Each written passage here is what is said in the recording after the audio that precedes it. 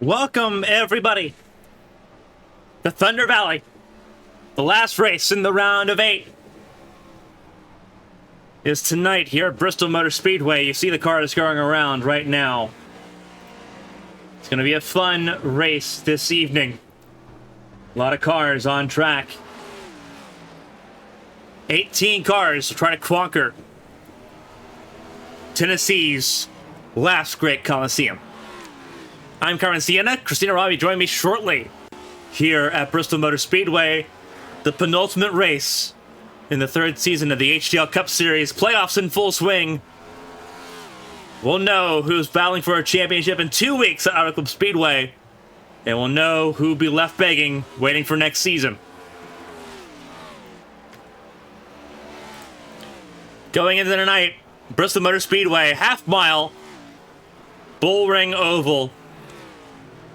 Under the lights, 73 degrees the air temp, 76 degrees the track temp. Here at Bristol, concrete surface typically doesn't absorb as much heat as it would if it were asphalt or the traditional black type surface, the paved surface that we are used to seeing most of these tracks go to. So it doesn't absorb as much heat. However, the downside is that it grains tires. Almost acts like sandpaper for these Goodyear tires that we'll be seeing these drivers go through tonight. Tire conservation is king, and this is a race that has been dominated the last 2 seasons. Does the winner tonight dominate this race? We're going to find out.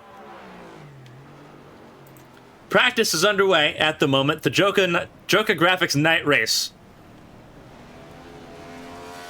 And as you can see on the left-hand side of your screen, Shad Spotsworth, Caitlin Height, top 2.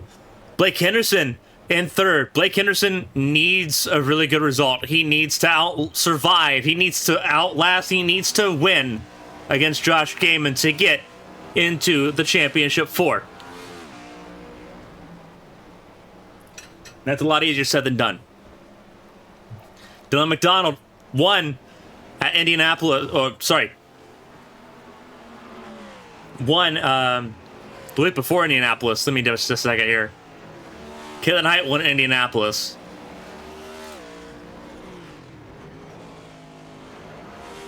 But Dylan McDonald won before that. Dylan McDonald won at Chicagoland. So Dylan McDonald's safe. He's in. He just gets to coast into Fontana in 2 weeks. Caitlin Height won at Indianapolis. She can coast in. Spotsworth seems like a safe bet. It's Gaiman, Zach Meredith, Blake Henderson, and Dean Clavitt that have a lot to fight for here.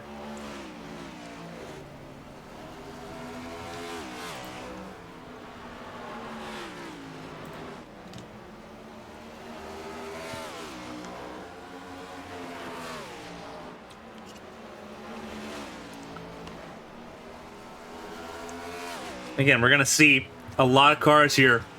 19 set for tonight.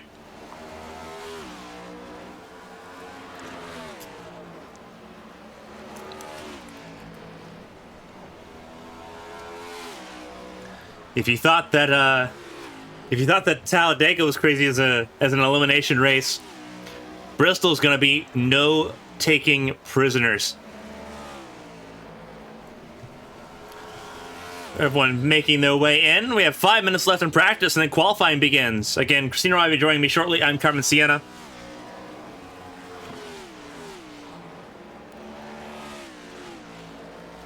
been a magical week for racing across the board.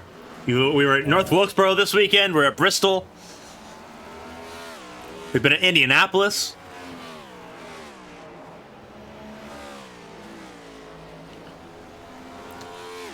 This is arguably the best time of the year for racing. Indianapolis, North Wilkesboro, Bristol, Nürburgring. All in the month of May. Monaco, good old Côte d'Azur. There'll be a race at Charlotte next weekend as well.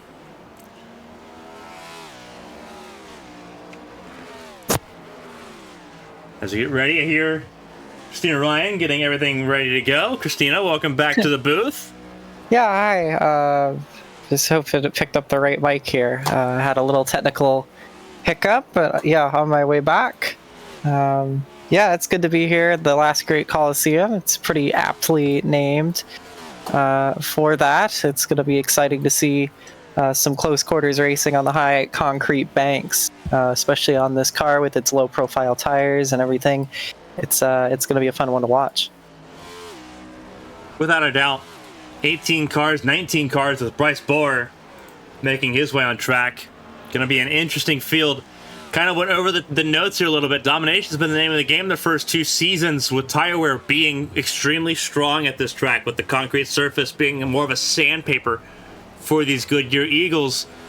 You have, again, a lot of stock car experience. You've raced here. How do these tires fall off here at Bristol, and how do you save them the longest? Tough question. It ultimately kind of comes down to how much you are using the steering angle, basically. If you are absolutely destroying the car on the right front, if you're yanking the corners, you're definitely going to be using a lot more of that right front. But if you're also too heavy on the throttle on exit, if you have a heavy foot, you're going to start using up that right rear.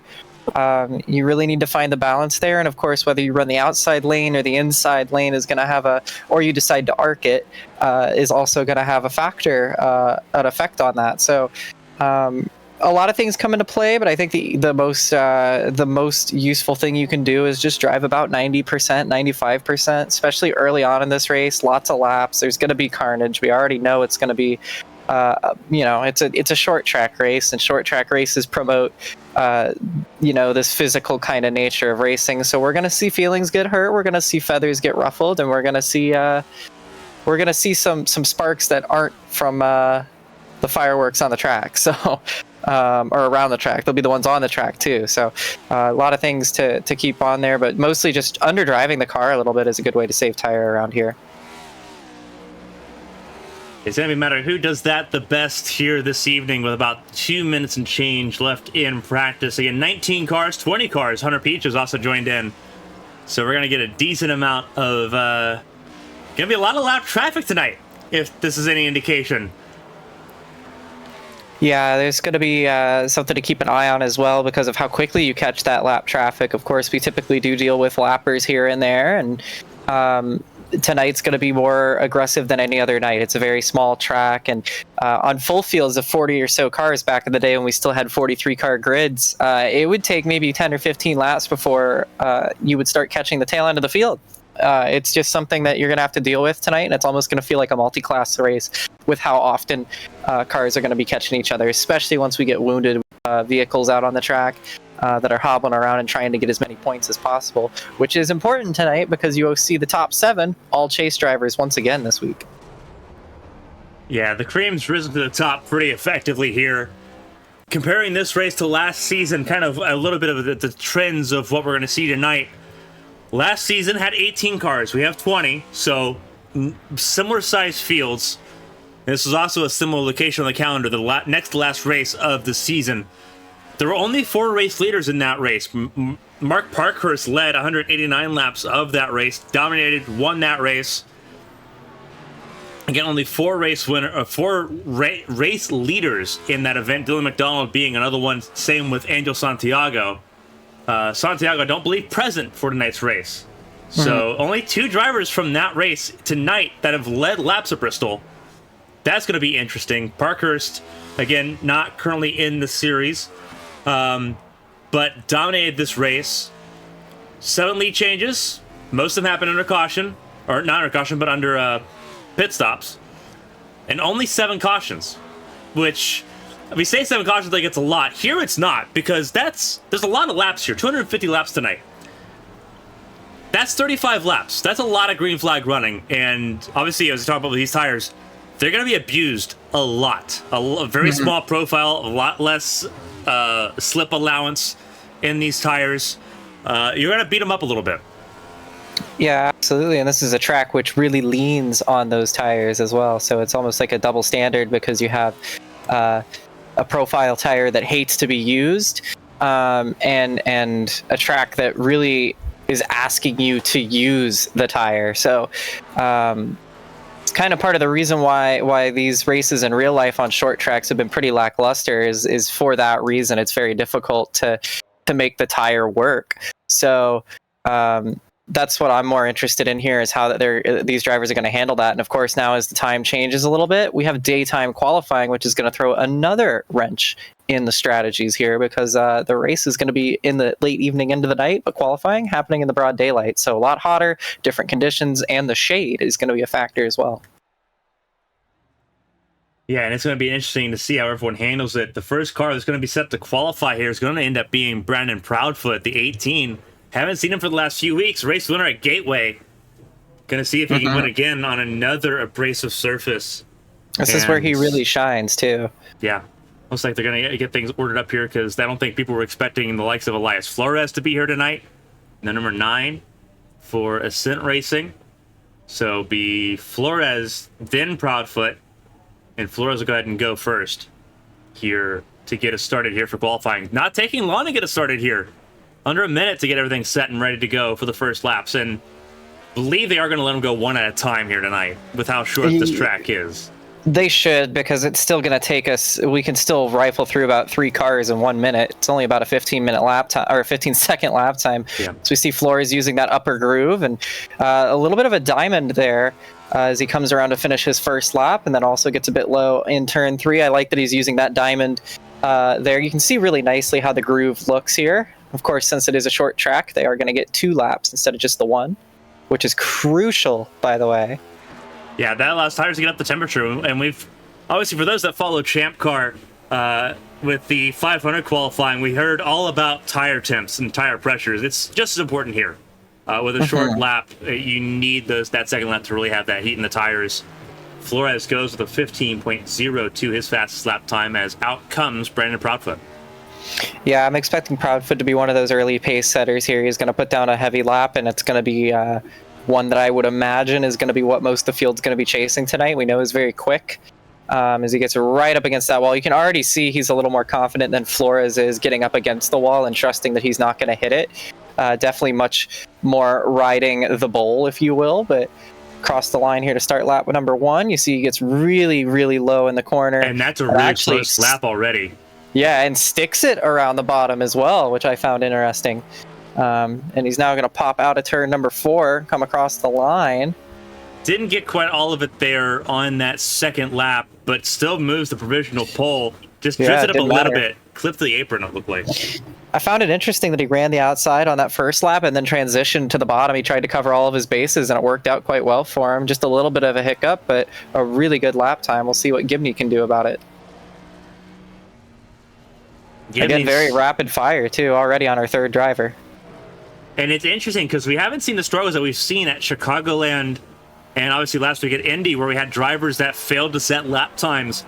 Everyone pretty well clocking in lap times from the get-go. We were kind of at a 50% ratio of drivers that were setting valid lap times and not just a week ago. And Proudfoot might have a little bit of a threat here. Gibney within range.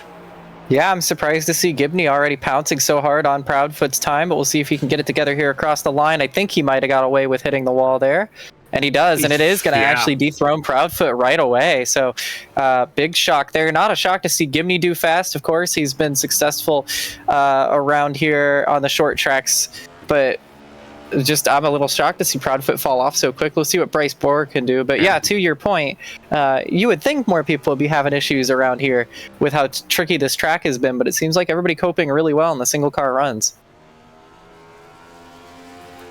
I wonder if that's, we talk about the heat, and maybe this car was tuned to be looser at the nighttime. With the heat, it's tightened the car up, and it's probably made it a little bit more planted here as Bohr. That's as close as you can get to the wall without getting it, and this is a very sensitive track as far as those contacts. And he's already top of the leaderboard here, so even with the second lap, he's provisional pole position. He goes from a 14.81 and did not improve on that second lap. Didn't count. Yeah, so that was what we thought it was. But it doesn't matter because he's on pole provisionally now. So again, it looks like so far everyone who has gone out has gone faster than the last driver. So we'll see if Caleb Eichler can try and do something about that and keep that trend going. But of course, those yellow bumper stickers, maybe a little bit of fear in the Texas native coming to a track like this. It seems to really get on the rookies' nerves. They tend to be very, very nervous around a track like here and Martinsville. See what he can do. Eichler's best result came at Talladega, 6th place finish for the Arrowhead Racing driver. They're going to come across the line here for their first lap to complete it. It's going to be 5th fastest so far. We'll see if they can pick up. They're going to need to pick up quite a bit of time there, about a quarter second to be in a competitive range. But everybody should be starting the race tonight. Doesn't look like anybody's going home. So, yeah, Eichler's got a little bit of a cushion there. Did he improve on that lap time? No, he did not. Doesn't just look like tiptoed it. Was about a tenth slower. Yeah, kept it out of the fence, though, and will be the slowest so far. The first person to not retake pole position on their lap. Here's Zach McBride from Mississippi, the NVIDIA machine. Going to look great under the lights tonight. But we'll see what happens here. Across the line to start his first lap. McBride had a terrible week last week. Didn't have fun in Champ Car, didn't have fun in the ABN Cup Series, didn't have fun in HTL, and all three of them in Indianapolis, too. Just had a really poor week at a track that he loves so much. And now he's coming into a track that he's not a fan of, and he's automatically ahead of Eichler on his first lap. Yeah, it needs to pick up another 10th to try and get Flores, but you can see already how unstable and unhappy that 47 car is. It's looking a lot more squirrely than the rest of the cars we've seen. And again, across the line, he's finding the speed out of it. He's extracting the most that he can, but it's only going to be enough for 5th fastest. That thing looking a little unruly there. William Britton up next. Man who just seems to be getting better every single week. He's getting the green room, definitely some advertising time. At the very least, getting that car at the front, at least during the midpoint stages of the race. So maybe we may see that again tonight. That number 72 going to do what he can for Highline Racing. Always the first one to go against the cards and the strategy game. Oh, that's very close. Oof. Very tight out of turn 4. But it puts him on the board and 5th fastest. He only needs to get another half a tenth to get up to the likes of Flores and Proudfoot. So we'll see here. If anybody can prove to us that the house does not always win, it is William Britton, but he is going to spin across the line, but that lap will count. It just won't be faster. So it's going to be 5th place tentatively for Britton and off the back row. Gary Donaldson up next. Another car that's going to look really good under the lights. Change up from the Under Armour scheme that we all love so much to a National Guard scheme. Yeah, absolutely. Bright Red 22, going to be hard to miss that one tonight. Gary Donaldson looking to get a win here at Bristol to make that his first career win in HTL. This is on lap number 1. He's going to run around that bottom lane. Just a little fade up in the middle. That's normal. You don't really want to be completely glued to the bottom all the way around here. It's okay to fade up just a touch, but looks like he's trying to pin it down a little closer this time around. Currently 7th fastest. Slots between McBride and Eichler, and see if he can go any faster here. That looked a little cleaner. It looked a lot cleaner. They spent a lot of time practicing. It was 4th fastest. There he goes. So yes, very nicely done by Donaldson, the first person to really gain a large amount on their second lap. We've seen a lot of people improve so far, but Donaldson gained about a quarter second on that second lap, so well done to him. Here's Blake Henderson, who has done about 3 hours of practice here last night. Busy boy in the Zaxby's number 25 machine as he tries to keep his championship alive. Had a rough go of it at Chicagoland. Got into some scuffling with the number 50 machine last week. 2nd fastest so far on lap number 1, running the outside lane instead of the bottom. See if it works for him here. He's 1/100th off of Bryce Bohr's time, trying to take pole here. Across the line, is it going to be enough? It's going to need to be better than a 14.81. It was not, a lot slower. It's not. Almost 2/10 slower. But he's currently on the front row as it stands. Next car on track now. Heading down the back straightaway. The man that he had issues with last week, Dalton Hayes, the number 50 machine. Last 2 weeks, it goes back to Chicagoland. Yeah. little bit of caution argument going on between those two. A little bit of door banging, and surprised there wasn't more administrative things done about that, to tell you the truth. But we'll see here if it's going to flow over anymore, as it tends to do. This track very inviting for fights and arguments and demolition derby-esque moves. So we'll see what happens here, as Hayes currently goes 10th fastest, 7 tenths off. Hopefully this lap going to be a bit quicker. It is quicker, and slots him into 7th place, right between Britton and Flores, and only beats Britton by a couple thousandths. Selena Thompson up next. The rookie from Huntsville, Alabama. Yeah, getting a bit of an upgrade now, sitting in the 35 machine, moving from her unchartered car to the chartered number 35. See what she can do in her first race with full security. Of course, hasn't had to worry about not qualifying. The grids haven't quite been push and go or go home range, but it's always nice to get that upgrade and know you're safe coming in. Yeah, absolutely. She's going to learn a lot here. Bristol's not easy. 6th fastest immediately for the 35.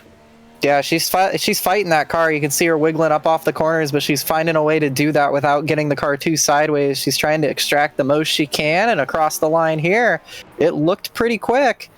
It's only going to be... Yeah, no, it is faster, quite a bit faster. 3rd place for Selena Thompson, and only a half a tenth off of pole position. So how about that for making a statement your first week out in a chartered team? Good job for her. Alabama native on the podium right now, row 2. Moutre now up next, another driver we've seen excel on short tracks and excel a lot lately. A lot of momentum on that 44 camp lately.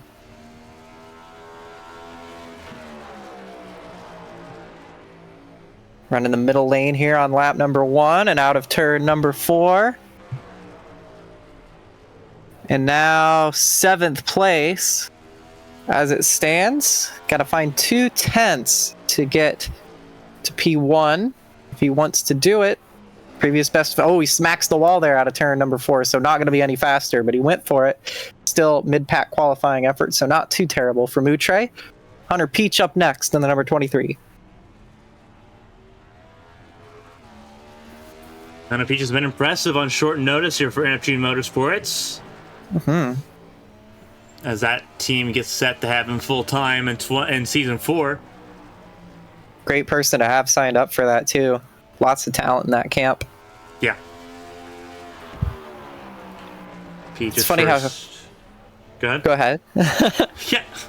I was just going to say, it's funny as Peach crosses the line here to go 3rd fastest.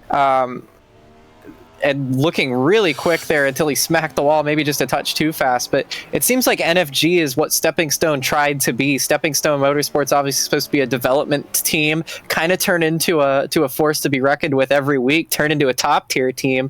Whereas NFG really seems to have been the one where drivers came in, developed, and really progressed as the season went on. Here's another driver that's done exactly that, is Zachary Meredith, who got his first career win at Charlotte. Still in the chase with a half a chance coming in tonight. Gonna need things to go his way tonight, but it's not impossible that we see him fight for a championship. But yeah, Stepping Stone did a lot better than they thought they'd do, and NFG kind of filled the gap as the development team there with those Toyotas. Both teams punched above their weight, in fairness, because obviously Stepping Stone was brand new, and NFG had never won up until this point. Both ended up with race wins, both looking at championship potential. Josh Gaiman, Zach Meredith. Zach Meredith just outside the cutoff line for the championship 4. Would not be surprised if someone gets a sneaky win. Meredith is the closest one to the cut line right now. Absolutely. It's going to be starting it from row 4 as it stands right now, so going to have some work to do, but we know he's the best in the business at passing cars. We'll see him do some more of that tonight. Dean Clavitt, the number 2 machine, the Deep Racing team, trying to win the pole award that his team sponsors tonight here in the number 2. Much different place to be in than Daytona, where he got his first win. But he's still got about a half a chance. He's in a must-win situation coming in tonight, but anything can happen at Bristol. Across the line his first lap. Going to be enough for 6th fastest right now. On the outside of row 3. Through the final corner now and off onto the front straightaway. Is it going to be any better the second time around? No. 6th fastest and on the 3rd row alongside Kevin Gibney Jr. is where it is for Dean Clavitt right now, which sets him up with a chance to actually go out and win this thing. Here's Shad Swatsworth, the number 4 Miller Lite Ford Mustang. Had a big win at Talladega to lock him into this round. Things haven't quite gone perfectly for him since then, but he's got a decent shot to make it into the Final Four tonight. Yeah, he sits pretty favorable right now into the Championship 4 right now. Somebody who could absolutely point his way in tonight. He doesn't necessarily need to win. Sitting P5 as it stands, needs to find another half a tenth. Very, very close up in the top 5 for pole position. Yeah. Really the top 10. And across the line for Swatsworth. Did he go any faster? He went just a touch faster and jumps Selena Thompson and goes on to the 2nd row. So Henderson and Swatsworth currently going to be starting behind one another. Here's Alfred Denny in the number 21 machine. That car is going to look brilliant once the sun goes down. Yeah, got a lot of the metallic features on it. The matte black and the metallic decal is going to be phenomenal. Swatsworth entering tonight, kind of touching on that. Enters tonight 49 points above the cut line. So he is the safest right now. Josh Galen would have to do a lot of heroics in both stages to have a chance to close that gap a little bit. And yeah, we'll see where he qualifies here in a little bit. Denny goes 15th fastest on his first lap. Gaiman's the one that's in danger if Meredith or Henderson or Clavitt win. Yeah, he's the... Yeah, so it's looking good. If we didn't have stage points, he'd be locked in, but we do have stage points, so he's got to worry about that as this race goes on. But this is one of those situations as Alfred Denny locks down 15th. This is one of those situations where it could be locked in halfway through the race once the stage is complete, depending on how many people score stage points. Or if he wins a stage. That too. That would pretty much lock him in. So we'll see what happens here as Gaiman crosses the line. Yeah, it's not been a great segment for him, but he is quick. We've seen him rise to the occasion already once this season at Darlington. Across the line here. What's it going to be on lap number 1 for the 61? P6. Good start there, but it is close. If he can just find a little more, we could see him jump up. So far, the first 4 rows are all chasers on the outside. Is it going to stay that way? It won't, because Josh Gaiman jumps up to 2nd fastest right behind Bryce Bohr and knocks Henderson down to row number 2. Lily Pelletier Sharp now in the 45 is going to go out. Had a great effort and a great finish. Career best in Indy. Trying to capitalize on that after getting her first podium. Seems to be having a resurgence similar to what we saw from her in the beginning of the season. Kind of went stale and cold for about the halfway point, but coming back strong and finishing well when it matters for that NFG team. Across the line for her first lap. Is it going to be any good? It is. P5 so far for Sharp. Can she go any faster? Currently 100th off of beating her teammate Hunter Peach. So both the NFG cars in the top 5 there. And across the line for her. Any faster? Yes, P2. So now knocks Gaiman back with Henderson as well. So a great qualifying effort from Sharp. So I shouldn't be surprised with Pelletier Sharp because she did phenomenal at North Wilkesboro this weekend. Absolutely phenomenal this weekend. So I'm not surprised that she's done well, but that's a lot of pace, and she's finding a lot of confidence in this car. Here's someone who is safe and will be fighting for the championship for next week.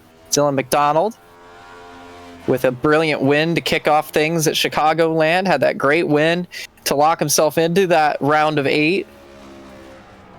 Pretty much picked up wins as soon as he could to advance his way in, and now he can kind of just treat this as a bye week and was able to do the same at Indianapolis. Obviously, he wanted to win that as it was his home race, but here's kind of the one he didn't need to circle anymore, and across the line he's going to go.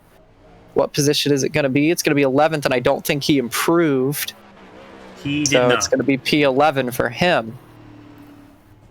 Next That up, leaves us with Katie Height, the other driver that'll be in the final four. The other two positions to fight with McDonald and Height going to be decided after the checkers tonight. But Katie looking to tie the career most wins in HTL. That's owned by Matthew Hall at 8, I believe. She's at 7 with her win last week. yeah, Dozen All has 8 wins. Katie Height has 7, so it's very close at the top.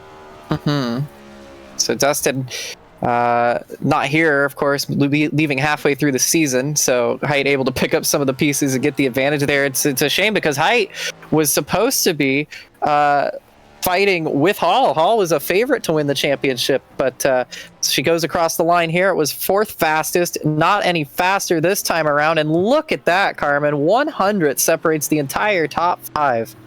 But Bryce Borer, after all the pain and suffering he's been through this season, it's not going to mean a whole lot to him, but he's going to get a pole position on one of the toughest tracks on the schedule. That's got to mean something for him. I think it's going to set him up for more heartbreak because now, this is the highest the highs he's had this season. Career pole. This is kind of where you kind of get ripped away, and this is kind of where an early retirement kind of happens. So I hate to be the bearer of bad news, but I have a feeling Bryce Borer might be the first one out. Yeah, we got 5 minutes of warm up, and then we got the race to start, but I think he'll just be happy he got a pole. I think it's a little bit of a consolation prize, but it's something to carry with you. It's always nice to get a pole position. It's not as rewarding as a win, but it feels great, especially on a track like this. The track position is very important. If he can stay out of trouble and stay up front, I think he's got a real chance. But as you mentioned, I've never seen someone have so much bad luck in a year, so who knows? Proudfoot immediately goes atop the leaderboard in practice, so though the qualifying wasn't quite what we expected out of the number 18, I think he'll still be pretty strong tonight. Hunter Peach now jumps to the top of the board in the NFG machine. Now McDonald to the top of the leaderboard. Tucked right in behind Alfred Denny.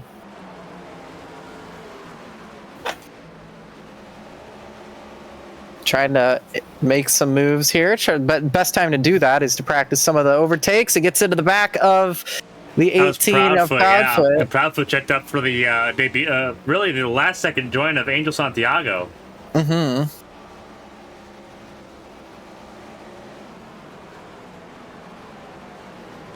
actually got on board with our pole sitter here.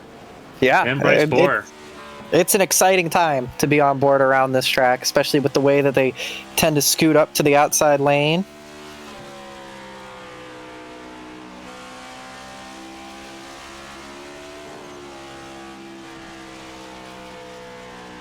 Got in the wall there a little bit, just a little over aggressive.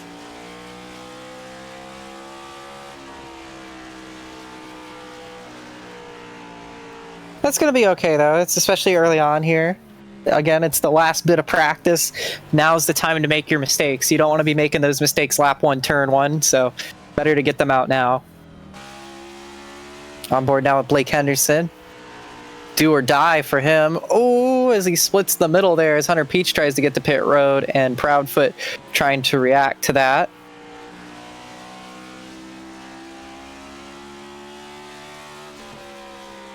So I got to ask you, Carmen, while we have time, there's 7 drivers who have the opportunity to still fight for a championship here. This is the final race before the final 4. So we know that it's going to be Height and McDonald who are going to be battling for the championship. But who do you think the other 2 that join them are? I want to hear your opinion on who gets in and who doesn't. I think Swansford's pretty safe. Swansford's a pretty safe lock on it. And I honestly, I'm going to pick an underdog here. I'm going to pick Meredith. I think Meredith's going to do a lot of things. I have a feeling Josh Gaiman's been a bit of a magnet for trouble, especially these last 3 weeks, and it's put him in a very uncomfortable position. Indianapolis, he got a decent result, but he wasn't comfortable ever. And you don't have any chance to be comfortable. It's not about being comfortable. It's not about the best. It's about surviving. And Gaiman's runs on the concrete version of Bristol have not been stellar. If this was dirt Bristol, Gaiman's a shoo-in. It's a lock. But this is completely different, and Gaiman's struggled a lot here so far this year. What are your feelings on Henderson? Henderson is in a must-win situation, and you can't bank on someone to get their first win if they haven't won all season. You can say that about McDonald, because McDonald had won at Talladega in the regular season. Gaiman's won. Meredith's won. All of them have won. Swatsworth won. Henderson hasn't had that. He hasn't had that fortune. He's had a lot of bad luck. But you don't think with all that practice that tonight's the night that changes? Race pace didn't show anything promising as far as what practice showed earlier, and qualifying pace only means so much. If you're burning through your tires, you're not going to stay where you are. Well, I would pick him as my dark horse pick, but right before we get onto the grid, I will tell you right now, I agree with you that I think Swatsworth will be joining them, but I'm going to put my money on Gaiman. He really seems to show the best when the chips are down and he needs to get the job done. He's made a lot of mistakes this year, but he's also had some brilliant runs, most of those under high pressure scenarios. And like you said, it's not dirt Bristol, but he still tends to shine on the difficult tracks that give drivers and teams alike a lot of headaches. So I think he's going to be able to find his way into victory lane tonight.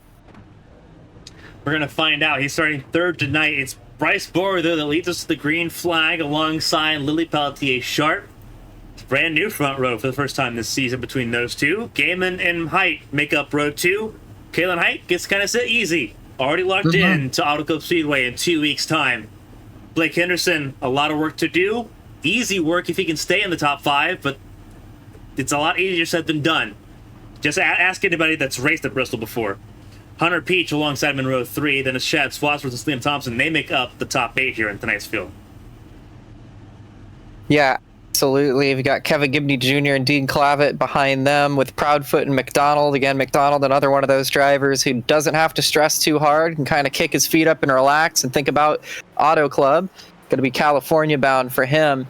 So we continue to look a little further down the leaderboard. You got Donaldson and Meredith. You said Meredith was your pick to try and make some things happen tonight. I think he's a strong threat, but I don't know if he can do it all the way back there. But if anybody can, it's him. Again, he's passed more people than anybody else this whole year.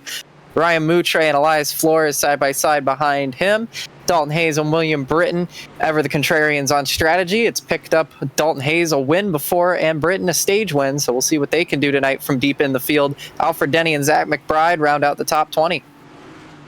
Yeah, last row of the grid, it's Caleb Eichler and Angel Santiago. Santiago skipped qualifying, did not make it in time to take part, so he'll have to work from 22nd in the field, but not in playoff contention, so not a whole lot to lose tonight.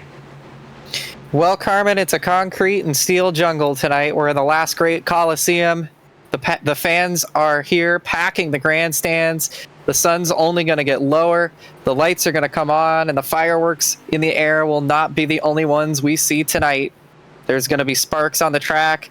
There's probably going to be sparks under the helmets of some of these drivers. It's the playoff cutoff before the final round of the season. 2 people locked in, 2 people's fates to be decided. It's going to be a fun one. Absolutely. Pace car is in. Green flag is out. The night race at Bristol is underway.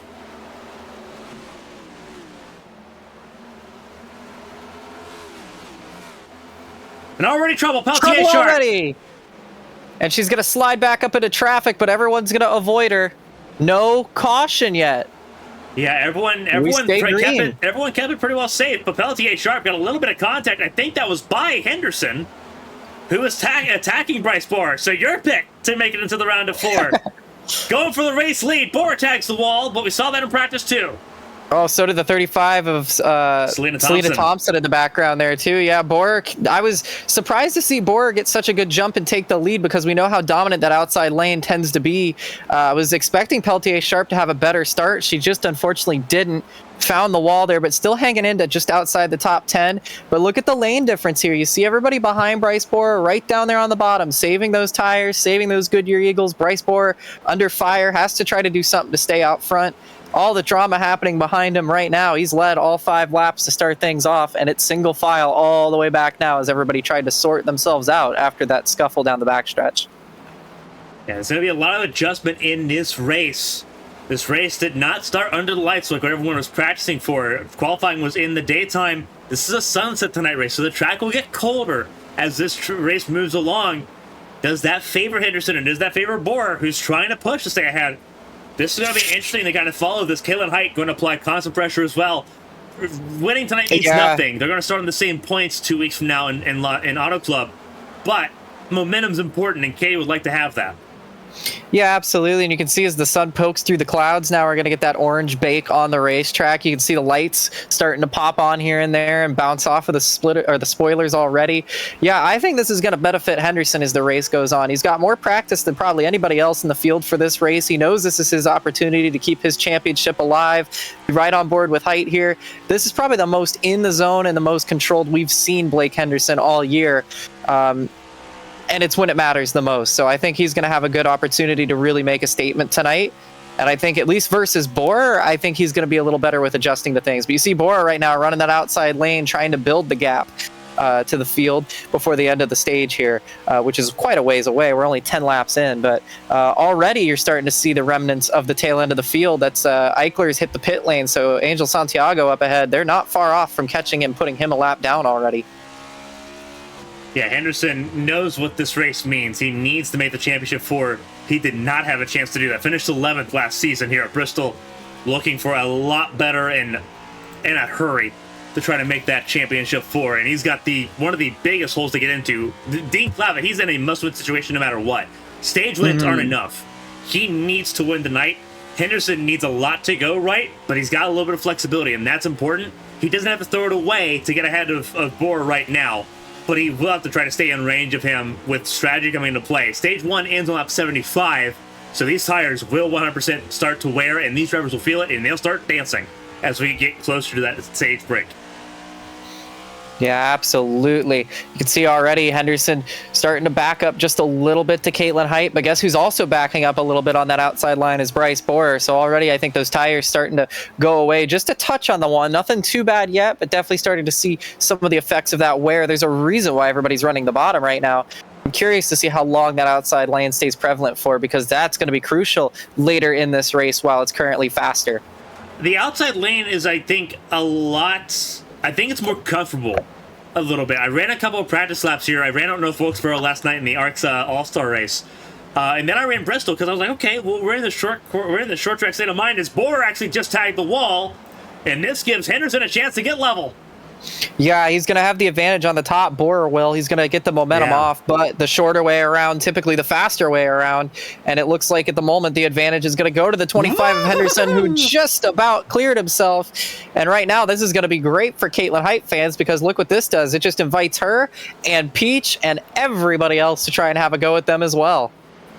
See, I always thought the outside lane, like where Borer's been running most of the race. Trouble! It's Thompson. And Clavitt, or Chad Swatsworth, excuse me, and no caution yet, surprisingly, with Swatsworth ailing on the top. He's going to get going again. We're going to stay green for now. I think they're being very flexible here because neither were on the preferred racing line. Well, yeah, but when Swatsworth came back up the track and basically parked it on the fence, I'm surprised they didn't throw one out of necessity, but Thompson trying to get going again, and so will Swatsworth, as you see him now in the back bit gaggle. But yeah, I'm surprised there wasn't a yellow there, but there's Thompson, who's gone a lap down.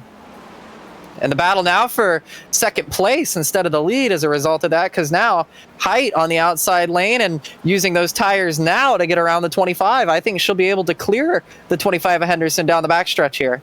And will. Yeah, and not very difficult there. The outside lane's a passing lane, but just like any other track, the bottom lane's where you're going to want to be long term. And you saw Katie Height went to the outside, got around Henderson, back to the bottom. Didn't even take a lap to get back to the bottom. And you also see the difference here is that the worn tires of Bryce Borer, he was able to hang on that outside lane, but it took him several laps to try and shake off the 25 of Henderson, and Henderson started to get the advantage. Yeah, so his tires are worn, but that outside line is better. Height took 2 corners on the outside to pass somebody on equal tires, so that shows how much Borer's tires are going away already as Thompson finds the wall again in the background. Yeah, Selena struggling a lot here. First time really taking on Bristol in very high-power stock cars. Again, 670 horsepower. Not easy. Never been easy at this place. Yeah, definitely not easy when your tire and rubber is scalding hot from a spin that you just took down the straightaway too. So double worse for her as she's now fighting alongside the 18. And there goes William Britton a lap down and nearly out of the race. He's going to hang on to that number 74 and come back up. Or 72 rather, and come back up. And right now, Bryce Borer under a little bit of attack from Height.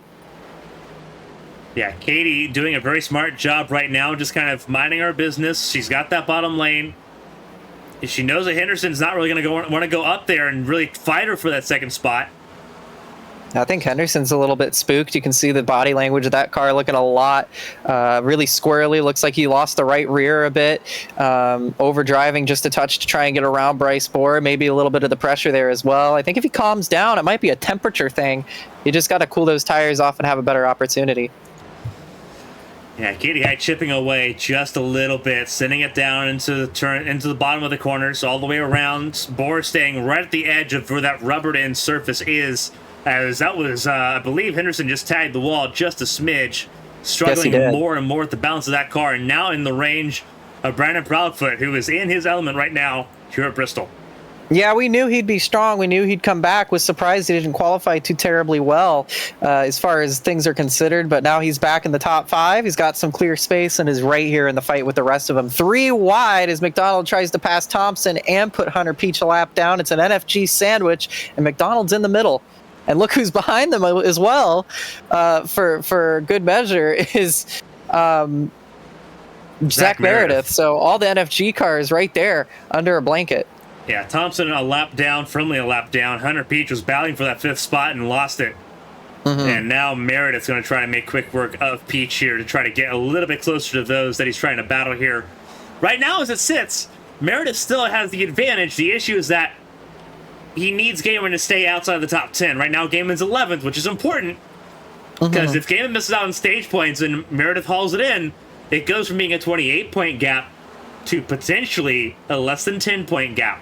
Very quickly how things turn, and that turns what seemed to be a pretty decent gap into a very manageable gap in a hurry.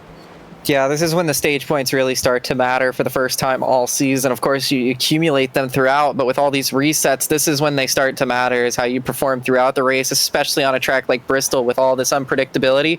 It is worth noting, Gaiman got knocked all the way down to 19th after lap 1 with the issues with Pelletier Sharp. Back up inside the top 10 right now and battling it with Dean Clavitt for 9th. So, not all is lost in that 61 camp. He's had a great rebound and passed 9 cars to get back to the top 10.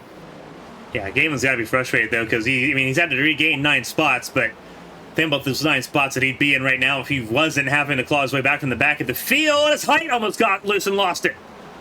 Yeah, she hangs on to it. A good job there. Similar to what we saw out of Henderson earlier. Proudfoot has taken 3rd from Henderson, by the way, and now they're well and firmly working on the lap traffic.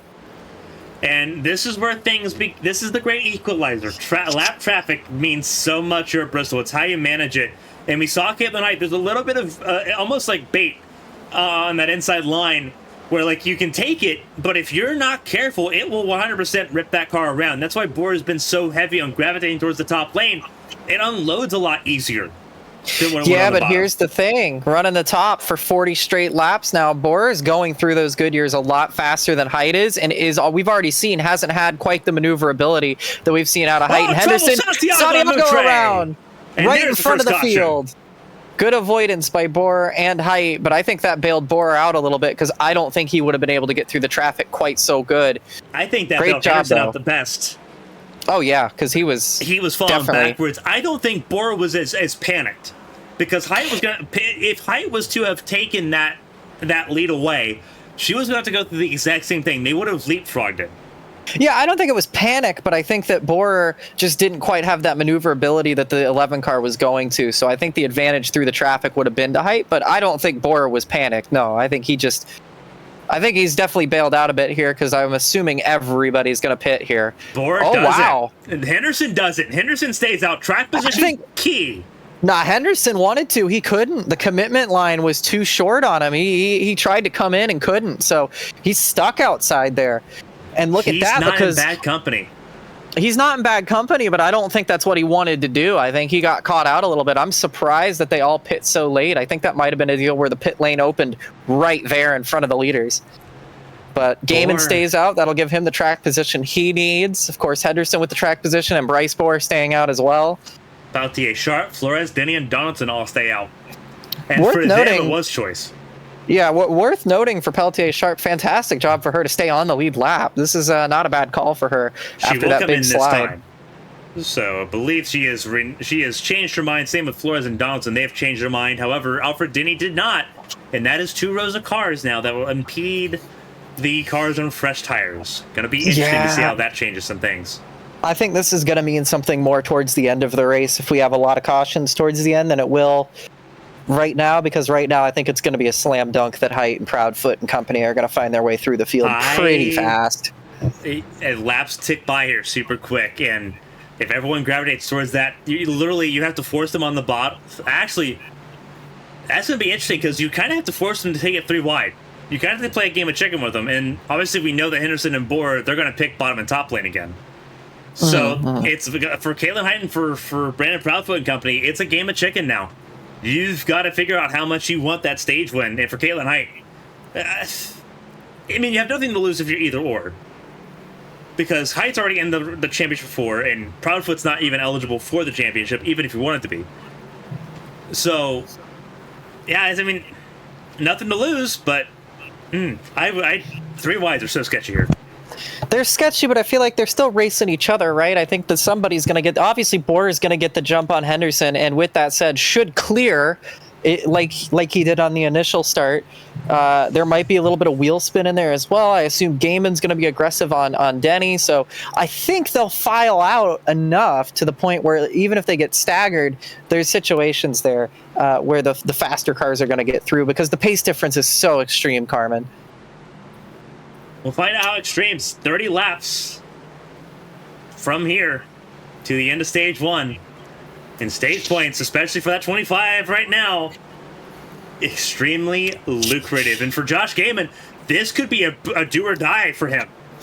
Yeah, I can see why Gaiman did this. I'm a little surprised that the 25 stayed out because, again, first of all, I don't think that he meant to. But on top of that, you lose all that track position if the tires are going to wear out by the end of the stage. Nobody else is going to need to pit to the end of the stage, and you're stuck on those tires. You could fall right out of the top 10. So this is going to be interesting. Only one way to find out. Everyone experimenting here in stage 1. First caution of the race, first restart, and a lot of wheel spinning immediately from Henderson. Not what he wanted. Dropped it in first gear, and yeah, there's that 3 wide you talked about. Yeah, and it was as we said.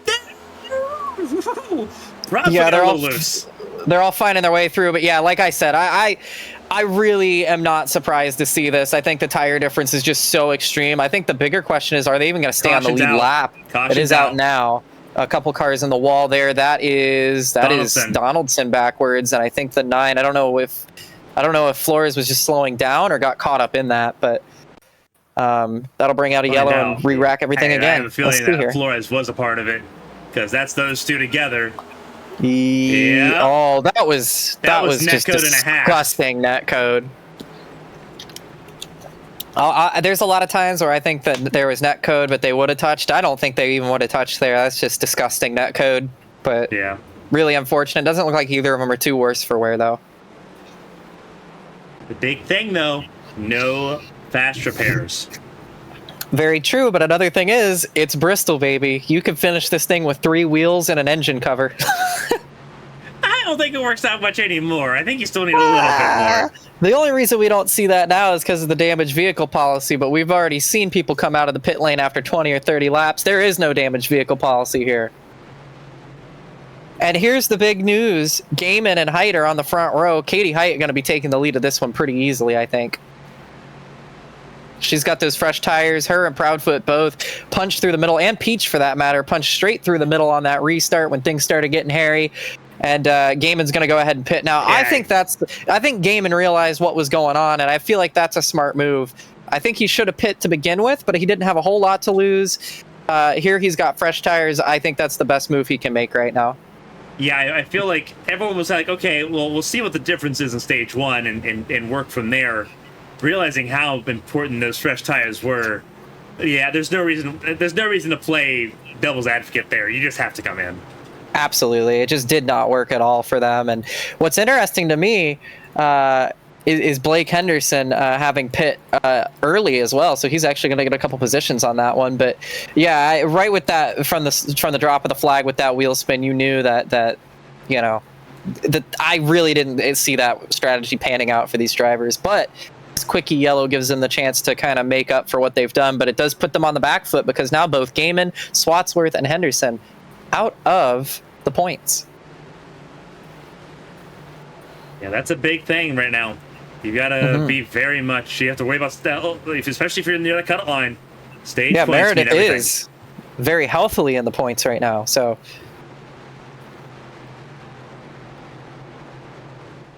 Yeah, that's big. That's very big for the transfer spot. Meredith sitting top 5, and you can argue he may have the pace to challenge for that top 3. Oh yeah, without a doubt. That is a huge blow, especially for Henderson, who is trying to gain points, and Josh Gaiman, who will not be able to really defend anything in stage 1. Well, I don't know, because they're starting 13th, 15th, so they're not out of it here, and especially if we keep having cautions that bunch the field up like this, I think they'll be okay. But what they need is to not have any more cautions, because now if they have more cautions, they're not going to get anything. Well, when they're at the back of the field like this, the more cars that crash are going to be in front of them. That's my thinking, but I think they could do with maybe another yellow or two. But also remember, the stage break is coming up quickly, so it crashes just like anywhere else. They go up first, so one bad misstep and it is all over. You got to lay that on the line, though. You got to be willing to take those risks if you want to keep your championship alive. If you didn't want to be in this position, should have won last week. It's funny how our 2 race winners in this segment of the championship are both on the outside. And they're going to go. Yeah, absolutely. Wow. A little bit of cooperation there between the 11 and the 38, and they're going to get clear of Proudfoot like he was standing still. Yeah, they've done this already the last few weeks. Of course, they work together to get each other into the championship 4. They're not teammates, but they are working as teammates, and Gaiman gets turned by more. Oh, that's big problems. No yellow. They're keeping it green. No yellow. Everyone's still rolling. Oh, that's a lot of damage he's going to have, too. Yes. That thing's destroyed. Completely the wheel's destroyed. Still on it.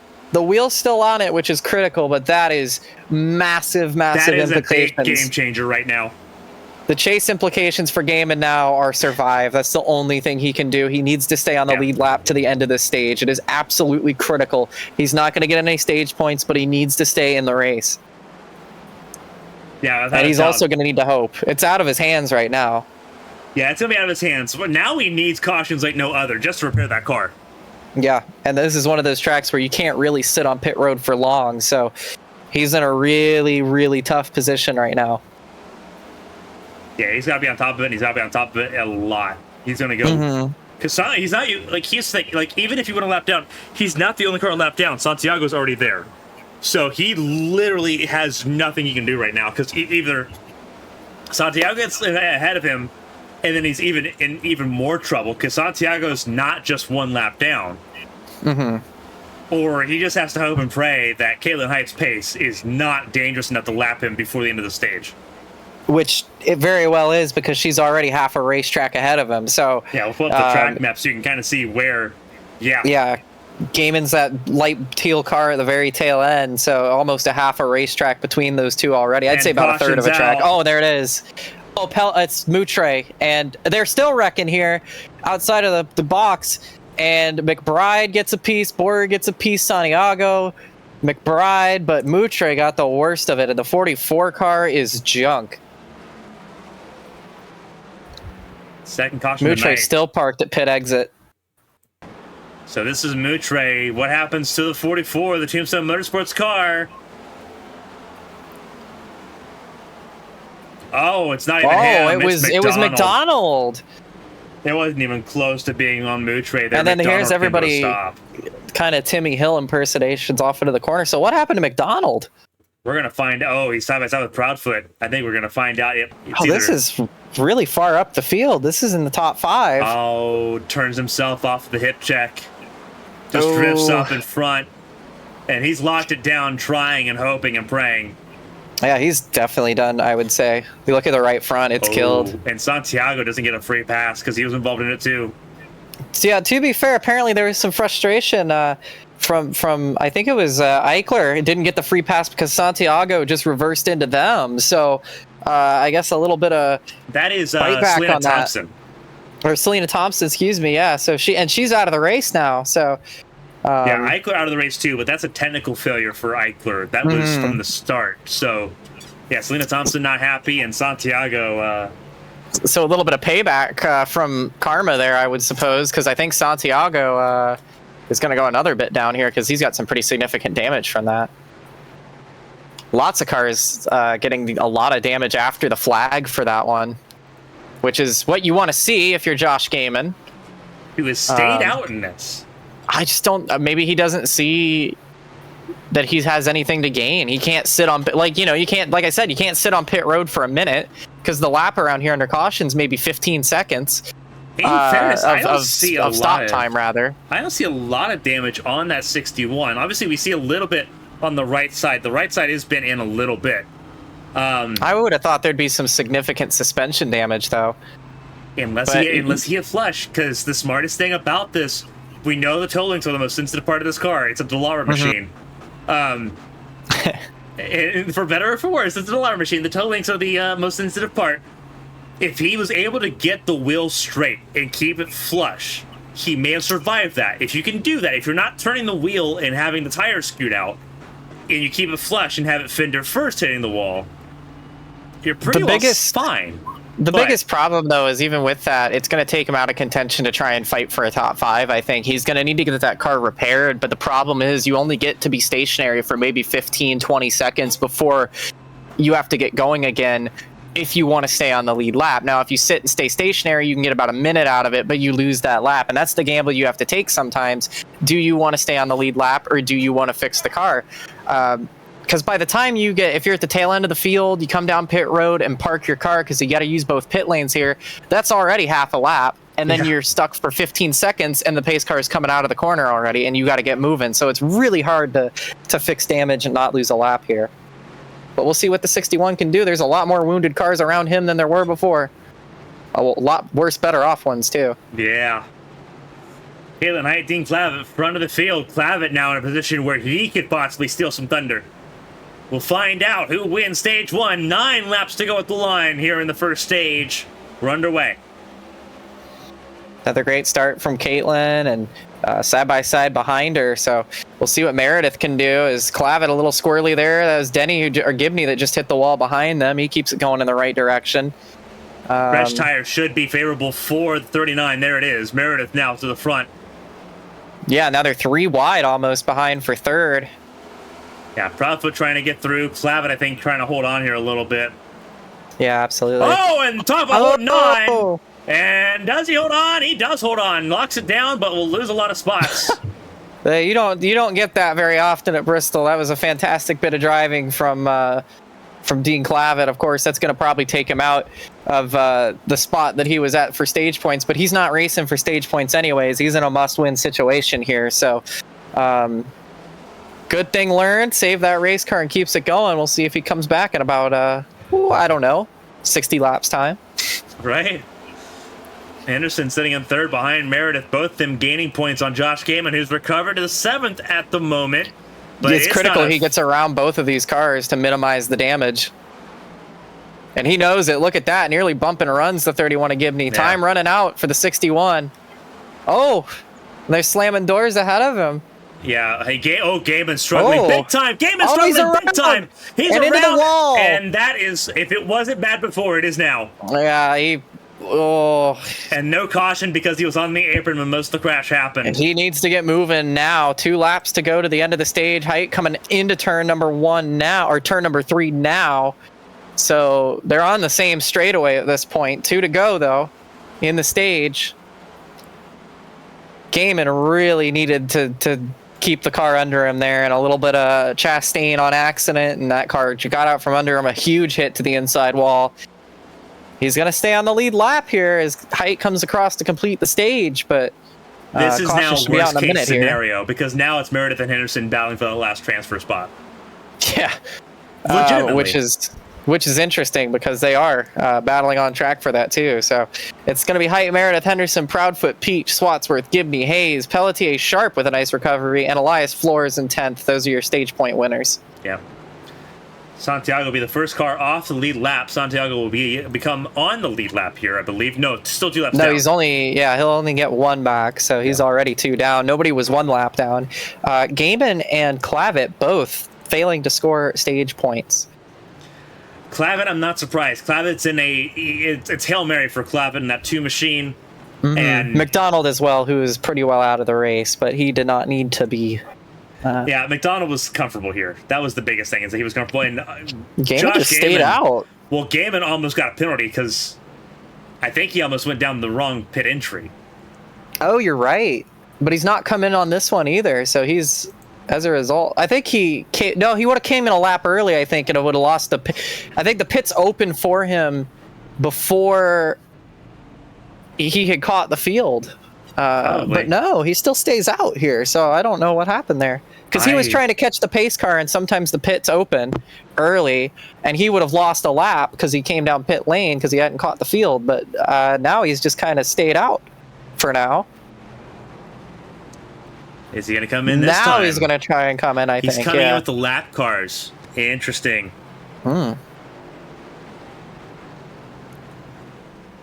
That's not going to be good. That is not a good omen. Well, it's not a good omen, but he will stay on the lead lap here. And actually, this is going to benefit him because he gets to pit from further up the running order. So he gets a few extra seconds of precious repair time. So it could be worse for him. So we work lap number 79. Elias Flores scored stage points, but he will restart stage 2 a lap down. Spent too long in pit lane there. Absolutely.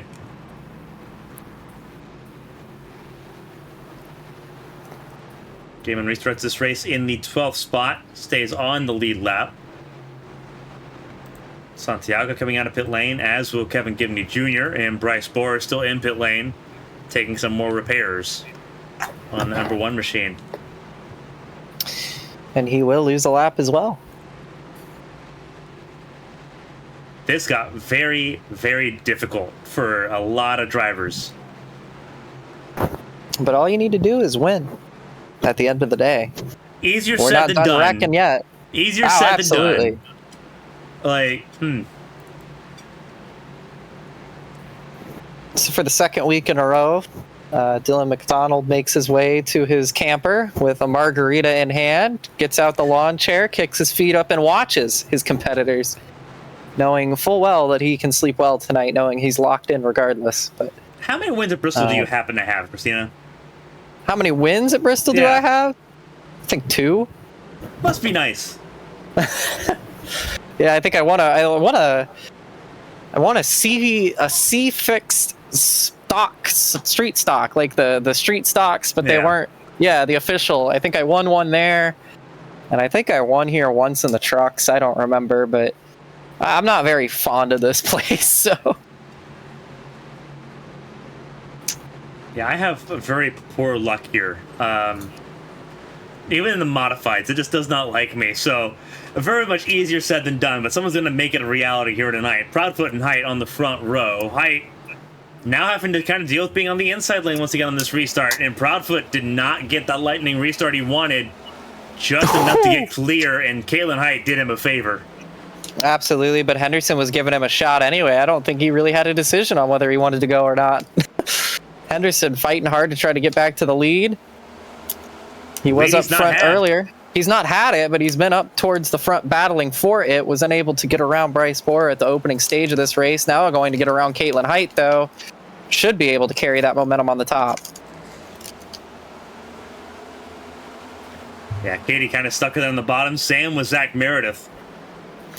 Yeah, but maybe she's doing that by design to save tires again. We saw how well that worked out for her in the early stage of this race. Of course, stage winner for the first stage, so I think her and Meredith might just be saving tires for later. Because she had a chance to get up to the top there and didn't quite take it. Swatsworth and Henderson very close. Swatsworth won in second place. Yeah, and he's going to get it right now in the number 4 machine, so put him up a position. This is exactly what he needs to be doing to try and get himself to point his way into the championship 4. He could have kind of gotten lucky, but the bad part is that both Henderson and Meredith had a phenomenal stage 1, and that has had to put Swatsworth under pressure, because there is now a scenario where if one of them wins and another wins the second stage, Swatsworth ends up out. Like, but he's in a position to where he can let that he can stop that from happening, because if he wins the stage, he's pretty well locked in. So Henderson down at 4th place, trying to stay ahead of Caitlin Height and more importantly, Zachary Meredith. Keep an eye on the 61 at Gaiman. He's trying to work with some wounded car. That 61 definitely not good enough for Ware, and these two have a little bit of history. Just a week ago, they were beating the tar out of each other at Indianapolis, and they might try it again. Pelletier Sharp squeezes him, but Gaiman not dealing with it around the outside, and away he goes, 7th place. Yeah, I think I'm surprised how well that car is leading, but maybe it's a sign for him that this is his day to try and make it happen. He still has some serious pace in that machine, but he's going to need to do a lot better in this stage to score some points. Henderson and Height still battling. Height on the inside. Look at Gaiman. 3 completely different lanes between those 3 cars, and Gaiman trying to soar on the outside lane. Yeah, he's got a fire lit underneath him. He has a reason to, and he is absolutely flying right now. I don't think those good years are going to last too long, but I think he's banking on a caution halfway through the stage. So hopefully it's not going to be him this time. Yeah, everyone pretty well staying grouped up on the bottom here, but Gaiman doing what he can to make up positions. And all of it's happening behind Brandon Proudfoot, who's opened up a half-second lead now over Swatsworth. And Swatsworth's opened up almost 2 seconds on Hunter Beach. Mm-hmm. Yeah, top 2 have completely set sail. Absolutely. They're already working on lap traffic now. That was Santiago in the background in the number 90 machine. Looking at Peach now in 3rd with the group behind him. Pretty much all the way down to 7th in this screen. Effectively, yeah. I think, again, these drivers kind of trying to save their tires a little bit, minus Gaiman. Trying to save their stuff a little bit, wait for the run to come back to them, because the gap continues to grow. As you see Height now open up the inside on Peach, try and get around the 23 car. Not quite able to get around on that inside lane. It's going to open the door for Gaiman to try and get around the outside of Height on the top now. Yeah, Gaiman's just trying to pick off every spot he can. It is he about knows he saving. needs to. And Height's going to squeeze him up a little bit. Height knows now. Because if there's someone that Height doesn't want to see in the Championship 4, it's right now, it's Josh Gaiman. Mm-hmm. You want to have the underdogs in the Championship 4 with you. You don't want the fastest people all year in there with you. If you can take out somebody as strong as Gaiman, that's what you'd want to do. And Height gets around Peach with a little effort there and gets right back to the bottom. And Gaiman beginning to struggle now. You see him get a little bit tail happy. Yeah, this is while he's running the top. He was absolutely flying up there, and there's a reason why. However, it's got him the track position to at least get out of a situation where he's getting turned every 2 laps. So as far as that goes, it's worked, but now he's got other issues because he's going to have to try to hang on to the rear end of that Ford Mustang. The issue is that he didn't even get turned last time. He turned himself. He spun. That's very true. And this is why I was sounding like, I'm not going to bet on Gaiman. Oh, and don't. Ooh, watch out, Oh, Henderson. he's coming back up. Henderson's back up. And Gets into the wall slowed. just a bit. Keeps it going. Borer with a nice avoidance there as well. Nearly ran him over when he came back up the track. Everybody keeps it going. No caution. Another big mistake out of Henderson. That was a big-time issue for the 25. Good job not to kill the car, though. Yeah, big-time job not to kill the car. Similar to what we saw out of the two of Dean Clavitt. Bryce Yeah. Borer now in the pit lane.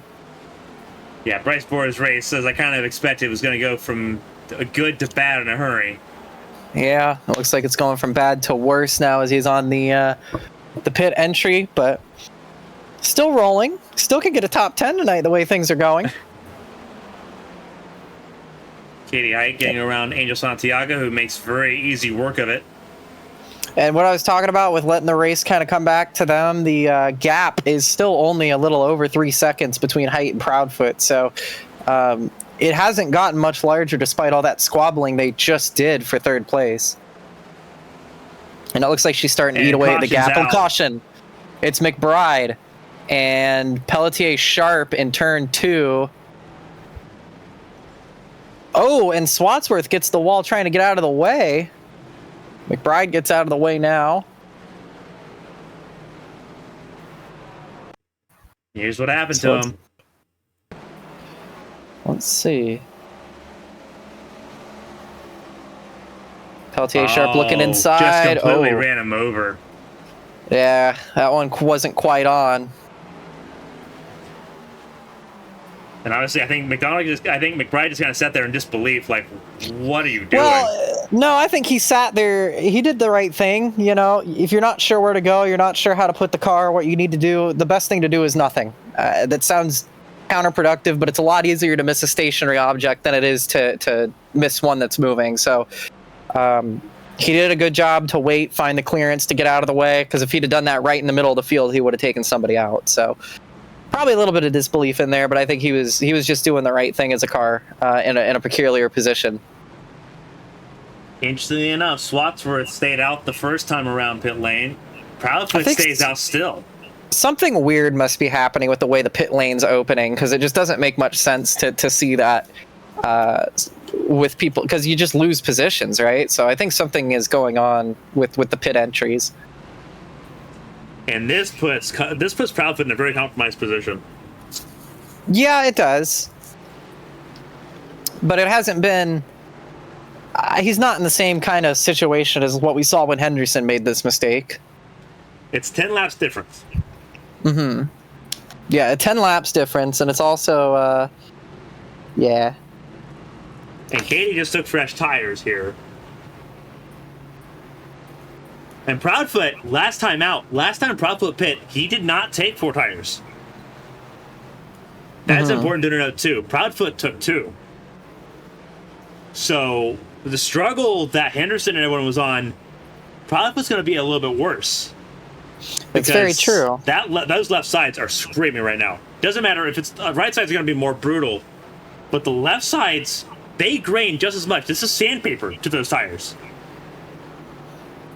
Yeah, the nice thing that they have going for them is the track isn't hot anymore because it's fully into the nighttime now. So at least it's not going to be scalding hot concrete, but concrete's concrete. So Concrete's never been. It's never really been a temperature heavy thing here though for concrete. Concrete obviously gains temperature, but it's always been a 20-30 degree difference between pavement and concrete. The problem here being more about the tire and the way that the Goodyears kind of react to the heat more than the concrete itself. Obviously, with the hot surface making it easier for those tires to kind of melt into the concrete and build that groove up, a little less likely to do that now. It should offer a little more grip, but obviously when you're on 2 tires that are old, it's not a great idea. But we'll see what he can do. He's a dirt car driver. We know that. He's a dirt driver in general, so he's pretty good at driving things that are sideways. Everyone getting situated very late here. Meredith was not sure what lane he needed to be in. Found his position. Just in time. Yeah, alongside his teammate. Pace car off now. Proudfoot doesn't have any issues with wheel spin. Back underway. Restarted in second gear, importantly. And you can do that when you're the race leader. You have that jump. Ooh, watch Yeah. out, Meredith. Ooh. Cold tires. That's Yeah, another he thing. knows It's a he's lot got to try harder. to get on it. He's got to try and get on it, though, now, because he's got that preferred lane over height. Oh, no! That was Hayes in the wall, and it cost Henderson. It cost him big time, but another great save from a Chase driver tonight. Third one we've seen. Second one out of Henderson. This time it wasn't his fault. He keeps that car moving. And Meredith does clear height, so good move by the 39.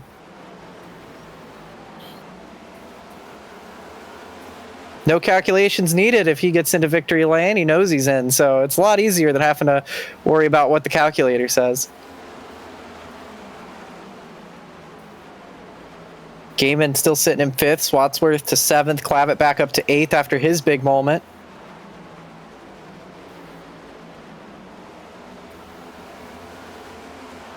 Inching towards that halfway mark.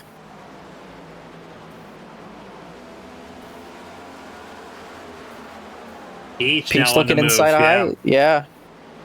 Height should be able to defend that on the outside and will.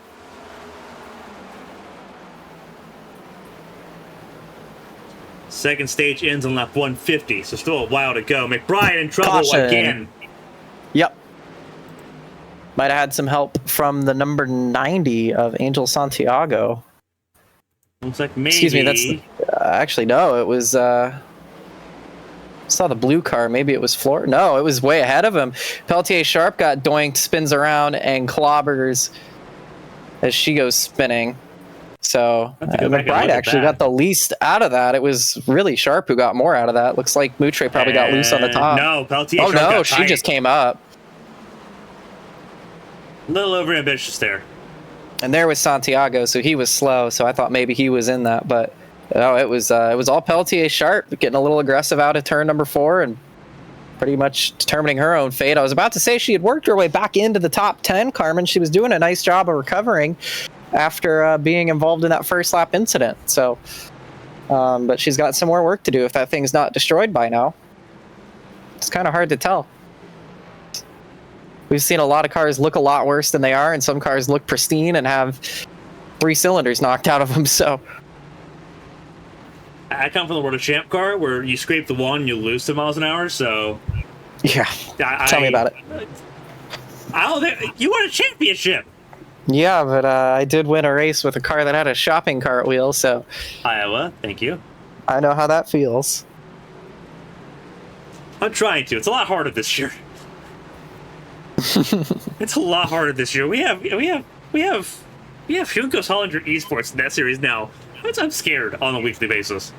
There's nothing to worry about if you're fast. I'm not. Oh, I need okay. shenanigans. Okay, little miss. I won 2 races in Champ Car competition preseason. 1 Chicagoland, but yes. Your bio says 2. What's that all about? I've technically won more than that, technically. Yeah. I'm talking about 1. But What's that? Yeah, what's that all about? different field, different time. Well, fair enough. Still won. Race winner.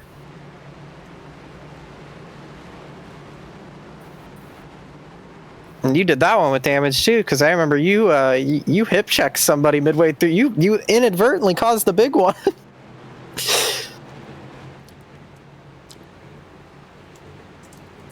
Never look into the explosions.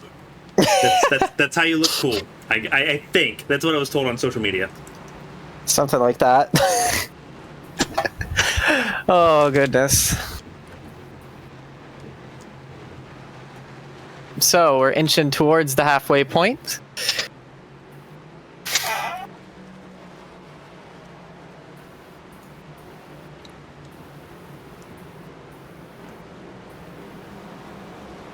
But you're quite literally inching away because when we restart, it's 127 laps to go.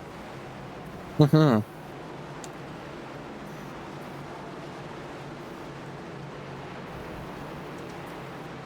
So what was that, about 7 average cautions around here?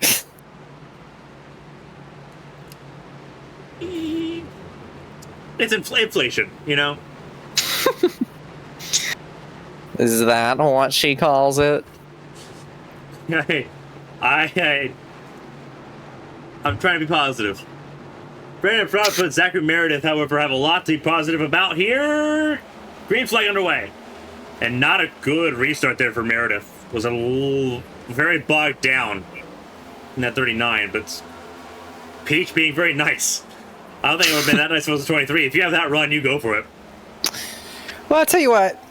Knowing that it's still early, we're just at the halfway point this time by, so still a lot of race to go here. It's not quite time to start getting the chrome bumpers out, the chrome horn, I mean, and messing people around. So, got the advantage out there for P3 at the moment. You see Gaiman on the top trying to make some moves as well. Oh, here we go. Here's the old tires. I'm surprised he held on as long as he did, to tell you the truth. They had only just started to reel him in, and he's holding nicely on that top. 5 cars under a blanket for the lead. If you're Galen, you're kind of scared. He sneezes and something goes wrong, it feels like. If you're gaming, you just got to keep pushing on. It's kind of what we saw out of Meredith at Chicagoland. Because if you're gonna have all this bad luck, you might as well give it everything you got, right? Ooh, Here goes a big move by Peach. Great little move. Almost gets clear. And does get clear here. He does now. Just a little bit. Ooh. That's gonna stack everybody up. So Peach with a commanding move to take the lead away from Proudfoot, who now is under fire from everybody. 4 chase drivers swarming the mirrors. Watch out. There, Proudfoot stepping it out a lot more now. Yeah, he's trying to push as hard as he can. Got Gaiman all over the back diffuser, but Peach is scooting away in the meantime. Looks a really good setup here if this goes green to the end of the stage. Meredith crucially gets clear here. Gaiman tries to split the middle 3. Oh. Didn't have a chance to do it. But Proudfoot now suffering. Yes. Yeah, it was enough to scare Proudfoot into thinking that they were committing to that 3 wide. So that does get Gaiman a position through pure psychological warfare alone, which works. But now Gaiman finds the wall. So I think it hurt itself in its confusion, perhaps. But Meredith and Height nose to tail for the tail end of the podium right now. Then Gaiman and Swatsworth, Clavitt and Henderson in the points as well. So pretty much every chase driver save for 1, which is McDonald out of the race, is scoring points as it stands at the end of this stage, if it stays this way. Coming to 15 laps to go in stage number 2. Meredith holding on for what he can for that second place. He wants another set of stage points here, and he wants to be able to reel in Hunter Peach. But those other chase drivers, and there's a lot of them here, there's 4 in the screen, they're like, yeah, hold on a second. Let's pump the brakes here. We don't want you to get that many points. Out of the back stretch, or out of the turn 4 now, and across the line. Meredith and Height still there. Gaiman trying to make something happen on that top lane, but not really able to find the momentum he needs at the moment.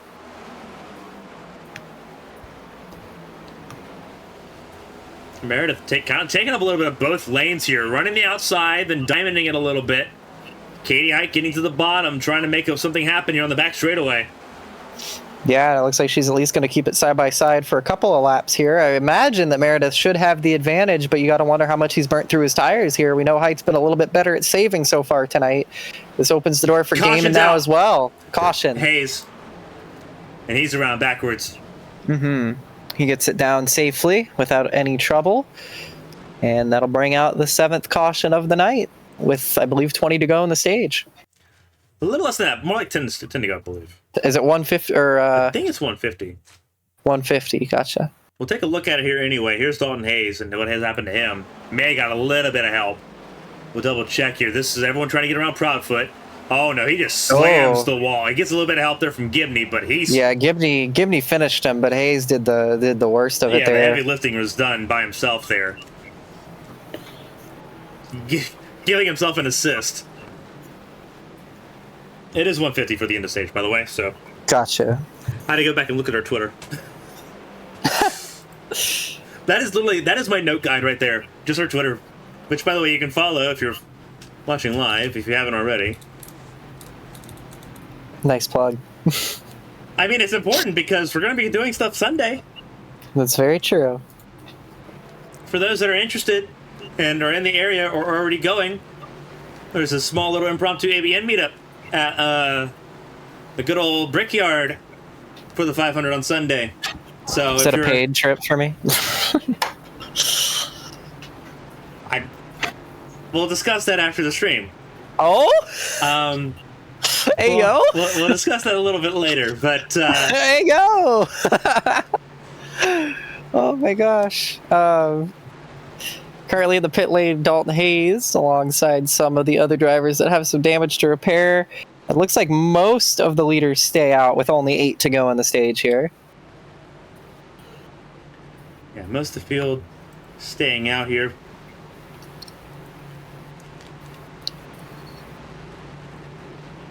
Was almost curious to see here if any of those cars that pit here, when they probably will take some tires while they're at it, if they're going to come screaming up through the field here in the final few laps, get some stage points.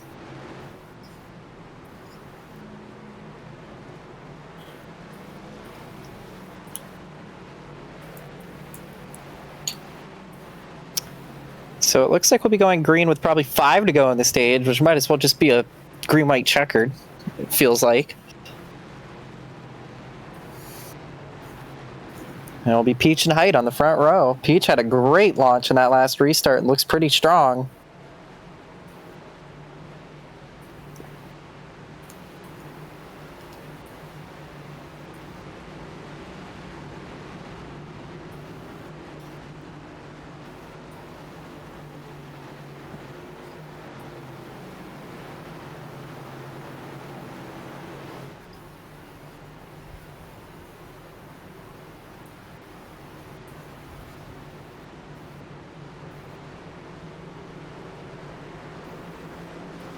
I want to thank everybody for hanging in here with us as we are working the 7th caution in 144 laps around Bristol Motor Speedway for the penultimate round in the HTL Cup Series.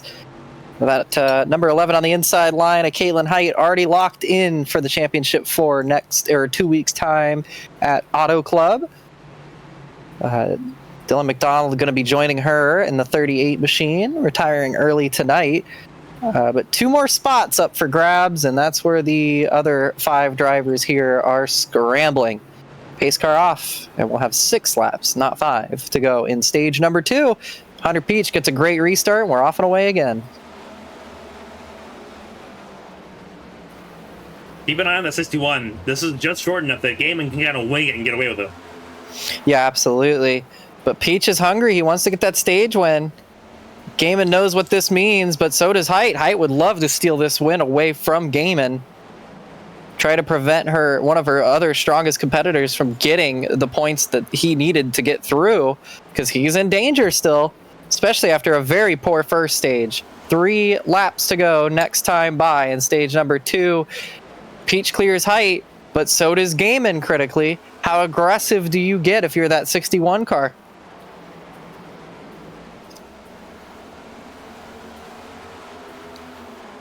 Two to go next time by. Oh, Gaiman gets too loose, hard into the outside wall. That's it. That's too much damage to the 61. That thing is killed, and his season goes up in smoke. No caution yet, as Peach will come around. Gaiman's towed. He's out. Look at that thing. It's destroyed. That's game over. Hunter Peach. It is now a miracle needed. Coming around to start the final lap in stage 2. He's done enough to defend against Height and Gaiman. Pit lane is closed. Caution will wave in a few moments' time, but at the line, Peach, Height, Proudfoot the top 3. Swatsworth gets a position on Denny critically for 5th. Meredith in 4th. Denny, Hayes, Clavitt, Henderson, McBride rounds out the top 10, and Joshua Gaiman's season is over. Going for the win in stage number 2, knowing he needed those points, knowing he needed to deny the opportunities for those around him. It's over. Just like that. It really is. It is. And it's not... I'm going to kind of emphasize by saying this. it's not over yet. If Meredith has a bad race, it's salvageable. And he may skim his way in. If Meredith finishes on the podium now in the race, in this final stage, it's over. Completely over. Because Meredith scored, again, another 5 points here. So he shaved that points. He shaved the gap from 28 points going into the night to, I think he's now only 12 points. And Gaiman's going to lose more than 12 points. Yeah, and critically, Gaiman doesn't even have any stage points this time either because he couldn't keep the car going. It is game completely over. Engine's gone. Yeah, the engine's blown. Well, the engine's sitting down in turn number 2. I mean, of course. Look at the thing. The whole front clip is off the 61 machine. It's a shame. And that is a day gone from bad to worse. He had some damage. He stayed out. He had a lot of adversity. Had a ton of speed still, but just could not keep up with the car as it continued to deteriorate. And the damage continued to wear away at the tires. Really unfortunate from someone who's had such a strong season and really, really came to rise to the occasion when he needed to previously this season. He's going to need a lot of luck on his side, but it is not at all. When you look at the cars it's that are pretty still much rolling, over. when you look at the cars that are still rolling, Gibney's still rolling. Flores is, I believe, out. Donaldson's still rolling. Moutre's still rolling. Even if Gaiman manages to get something back in that car, and it's going to take a good 20 minutes. If he's able to hold on to it. I think he is hoping that whatever happened to him in these first 2 stages finds its way to Meredith and Henderson. But it needs to happen soon. It needs to happen now. Yeah, it needs to happen ASAP, yeah. Yeah. So now the race is in the pit lane to try and fix that car and drop an engine back into the 61. Again, no damage vehicle policy. So he needs to get going on that. 45 minutes is the wait time on average. And it looks like, looking at chat, it looks like that's the case as well. So, yeah, it's going to be a long time. But it isn't over, but it might as well be. 45 minutes of required repairs. It's over. Yeah, we have less than 100 laps in this race. That is 3 laps a minute. Yeah. Do the math. Well, if it's under yellow. But we've only had 8 cautions thus far. It came in with the good old Champ Car spam meme. Too much damage, we're done. Yeah, it's never a fun one to see, but we'll see what happens here. Anything can happen in HTL. It usually does, but Gaiman's hopes at a championship all but over. Now it's in the hands of Meredith and Henderson. They've got fate in their hands. Same with Clavitt. All of them are in it now, firmly in it. But all of them have to get around Proudfoot and McBride, who lead us down to the restart here. Final stage underway. 94 laps to go. Oh, Katie got loose. Got a little bit of contact there from McBride. Still holds on to the position, though.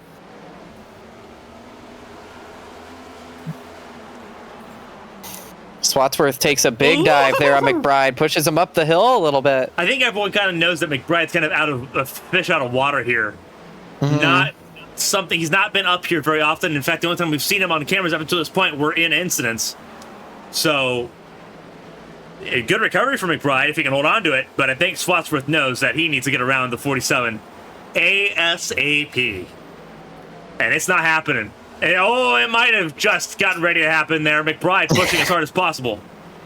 Yeah, he's really on it right now. You got to say, I do want to mention, as Hunter Peach barely clips the wall there. I want to mention that despite everything that's happened here, you've got to hand it to Hunter Peach. We didn't really even get to talk about that first career stage win in the midst of everything going on to Josh Gaiman. Yeah, Hunter Peach doing a phenomenal job. But we for those at ABN, we knew. We knew he was fast, but this is the opportunity for him he has race-winning pace, I think. He's stuck behind some cars right now, obviously, but when he gets that clean air, he's been super, super quick. Held off Caitlin Height and Gaiman. So, trying to find a way around Swatsworth and McBride now. McBride shuffled up to the top. Yeah, McBride's not as confident as Bryce Bohr was at the start. No, he's got a little worse tires, too, so got to be struggling here. Looks like with another, and we also know how hard Hunter Peach has been running it into the end side of these corners. Pretty easy clear now that he's gotten where he wants. But now he goes back to the top, try and chase down Swatsworth. Meanwhile, Proudfoot leads by 7/10 over Katie Height, who is probably doing a little bit more tire saving as she's done in the early stages of both stages tonight. This is the longest stage of the race. First two stages were 75 laps apiece. This is 100 laps. So if it goes green, they will not need to pit, though, because the tank goes a very long way around Bristol. It'd be the tires that would go first, I'd imagine. Yeah, it's not worth pitting for tires. Not when you're losing 3-4 laps. Absolutely not, especially when the pit lane is 90% of the track. Yeah, you have to enter off a turn, too. Yeah, it used to be a little bit more doable when you had the split pit lane. Obviously, those rules changing as the years went on, so no longer doable. So not worth it at all now.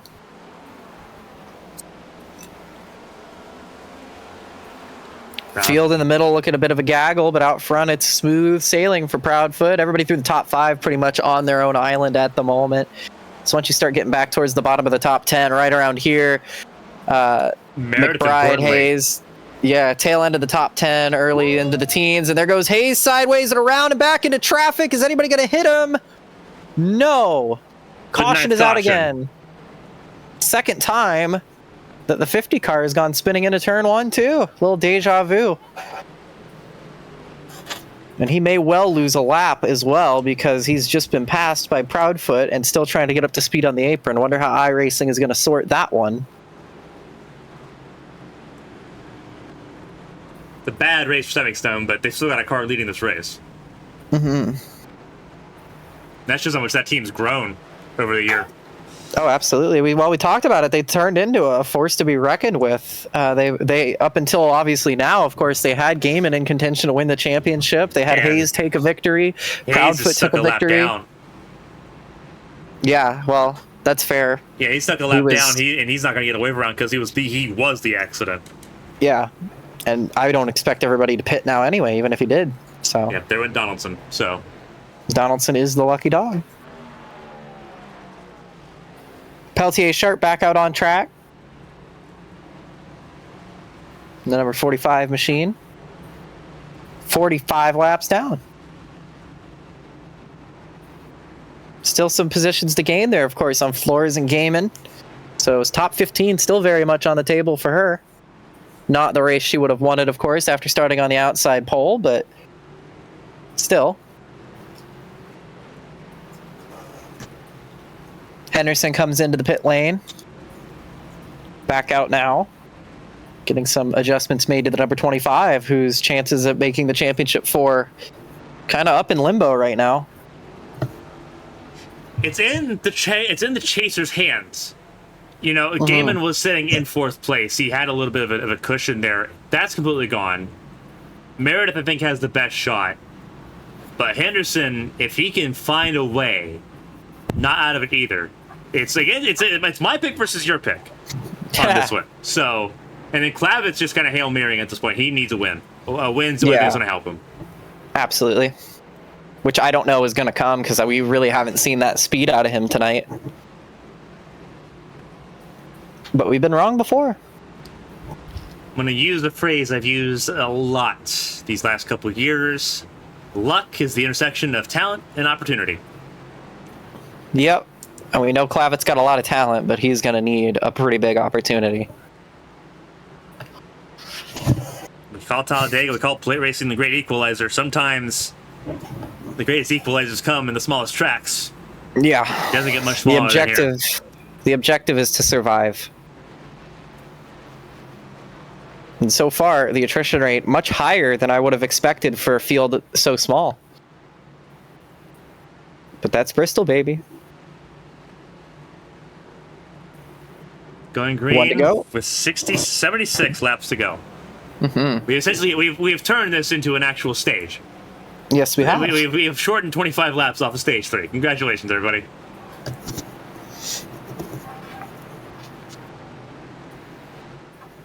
But they're not done yet. No chance. Man, of course not. There's 76 laps left. That's what I just said. No, they're not done wrecking yet. They're going to continue to wad it up, I think. Proudfoot, Height, Peach, Swatsworth, Denny, Meredith top 6, Santiago, Clavitt, McBride, Henderson top 10, and they're all on the lead lap. It's going to get spicy. Green flag back out. Away we go.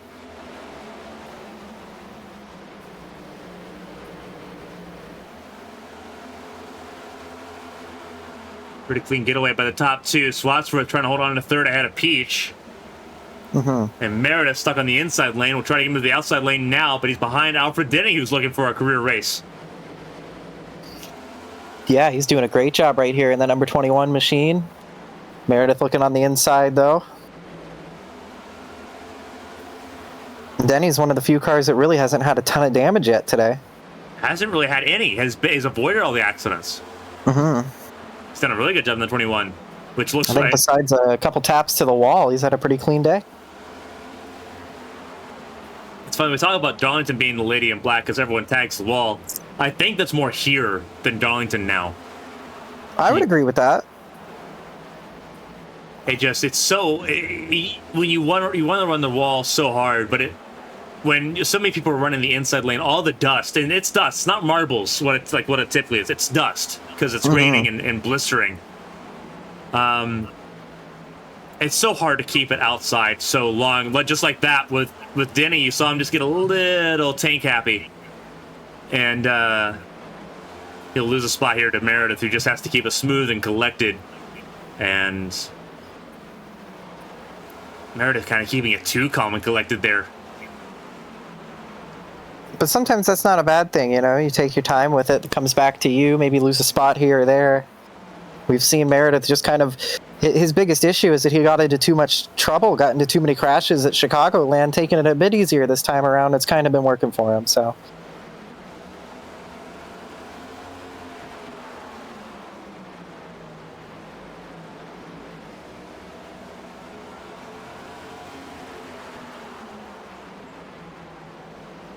Moutre in pit lane. It's the biggest development so far.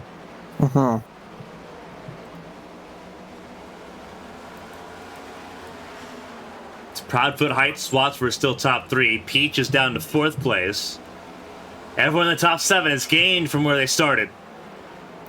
Biggest gainer right now is that number 21, Alfred Denny, up 14 spots. And he just tagged the wall, just scraped it a little bit. Trying to hang in there. Doing a nice job, but definitely starting to struggle on those tires just a touch.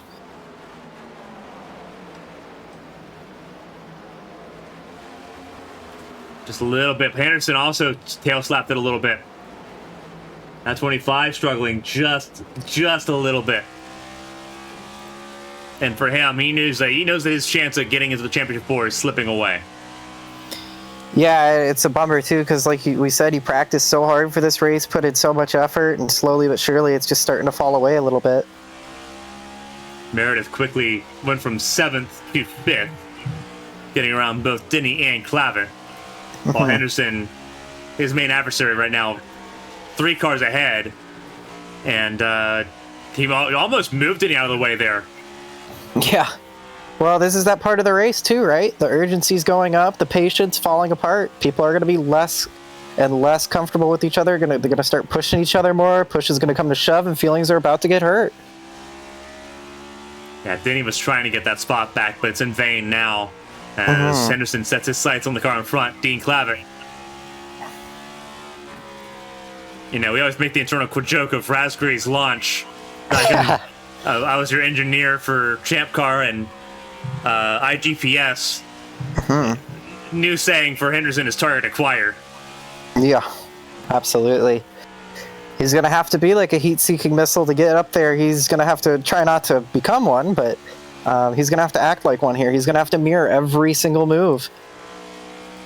Importantly, at the front of the field, Swatsworth's gotten around Height for 2nd place. Swatsworth wants a race win.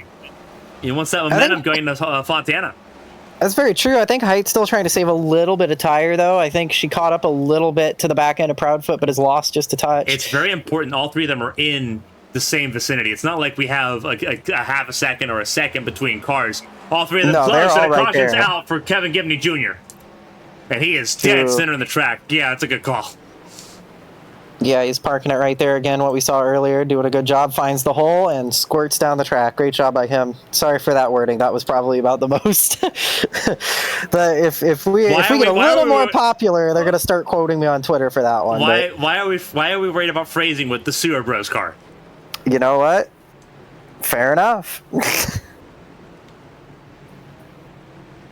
So Gibney's going to be the first car behind, and he's probably going to have to come down for some fresh tires, seeing as how he might have skied through what he has on him. While the pit stops happen, let's see what happened to that 31.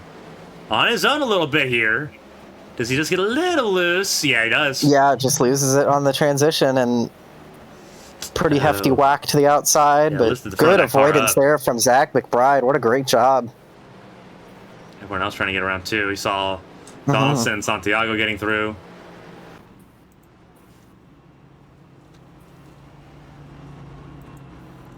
Dalton Hayes getting lucky dog. But he's going to probably come down pit lane here. Yep. No point not taking tires here. He's going to be moved to the back of the field anyway. So Caitlin Height inherits the lead. Yeah, interesting to see her stay out, but with all the tire saving she's been doing, not totally shocking. That's interesting because they both took 4 tires. Proudfoot and Height all took 4 tires. Everyone that came down pit lane took 4 tires. Proudfoot had a faster pit lane time, and their actual pit stop time was only a 10th different. But Katie just somehow got the advantage on that and got the race lead. So this is going to be an interesting restart. Not sure where Katie found that time, but has somehow skunked the 18.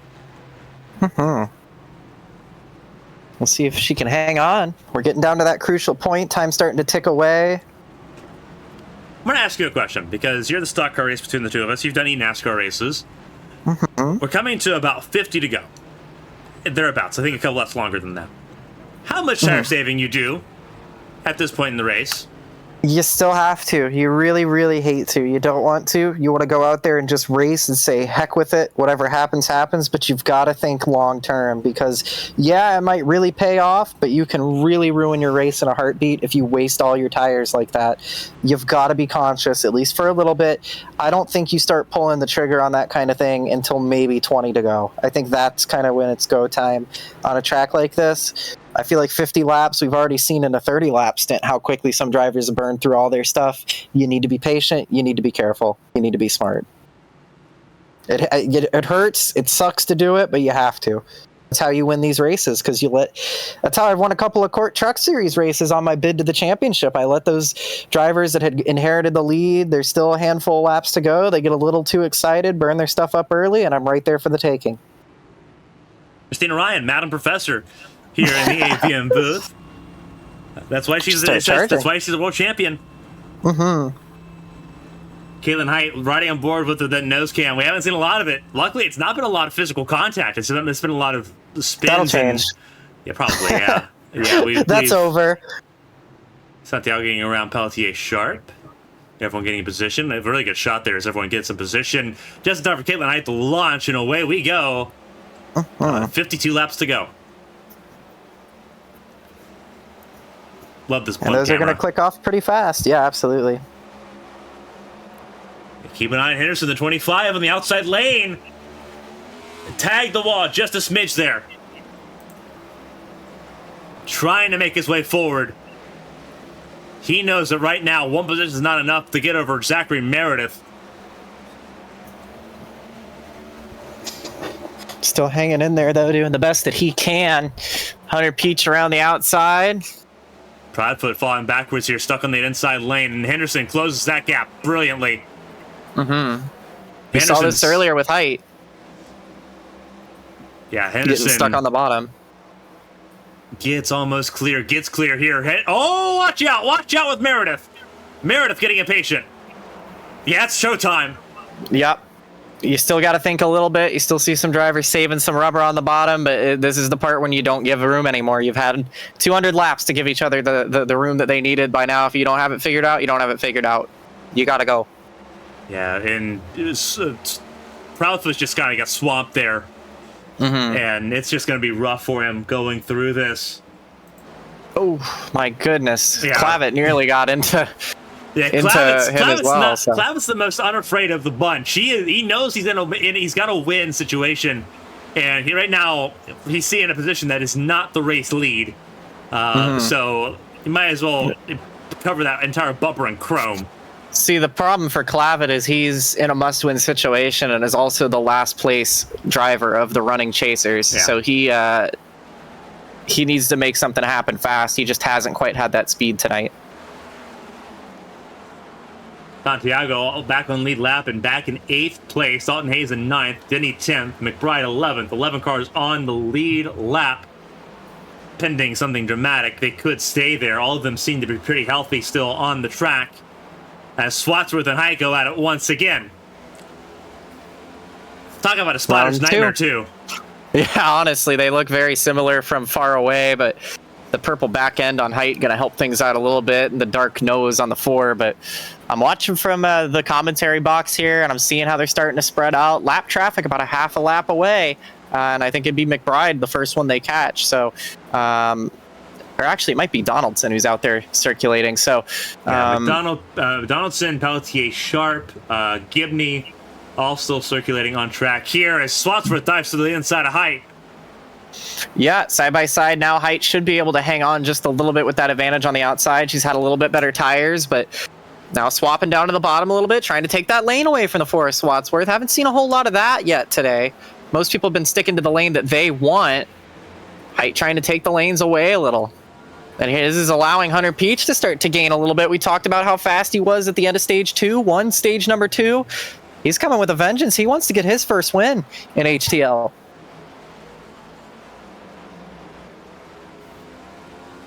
Laps clicking away here. 38 to go at the line. Height already locked in, just looking for momentum and looking to deny Shad Swatsworth an easy in, even though he's pretty well locked in at this rate.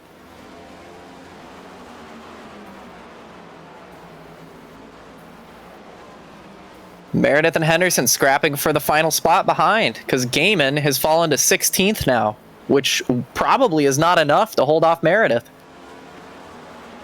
Meredith would have to. I think Meredith would fight to get ahead of Peach just for that security. Absolutely. I think being on the podium is going to be what you need here. Henderson needs to win now. This is do or die with 35 laps to go. And the Sapper is... It's good, but it also could be very dejecting knowing that the leaders are going to be battling it out here. Yeah, Swatsworth made a mistake. He lost a 10th to Height, and Peach had a really good couple corners as well, so gained 2 tenths on Swatsworth. So gained a 10th and received a 10th from Swatsworth having a mistake. This is opening the door now for Hunter Peach and giving a little bit of breathing room to Katie Height now, who can think a little more about the windshield than the mirror as Peach looks to the inside now on the number 4, Swatsworth. He wants it. He wants it here. The rookie trying to make things happen. Winner, stage number 2. Needs to get around the 4 Swatsworth to have a shot to go after Height.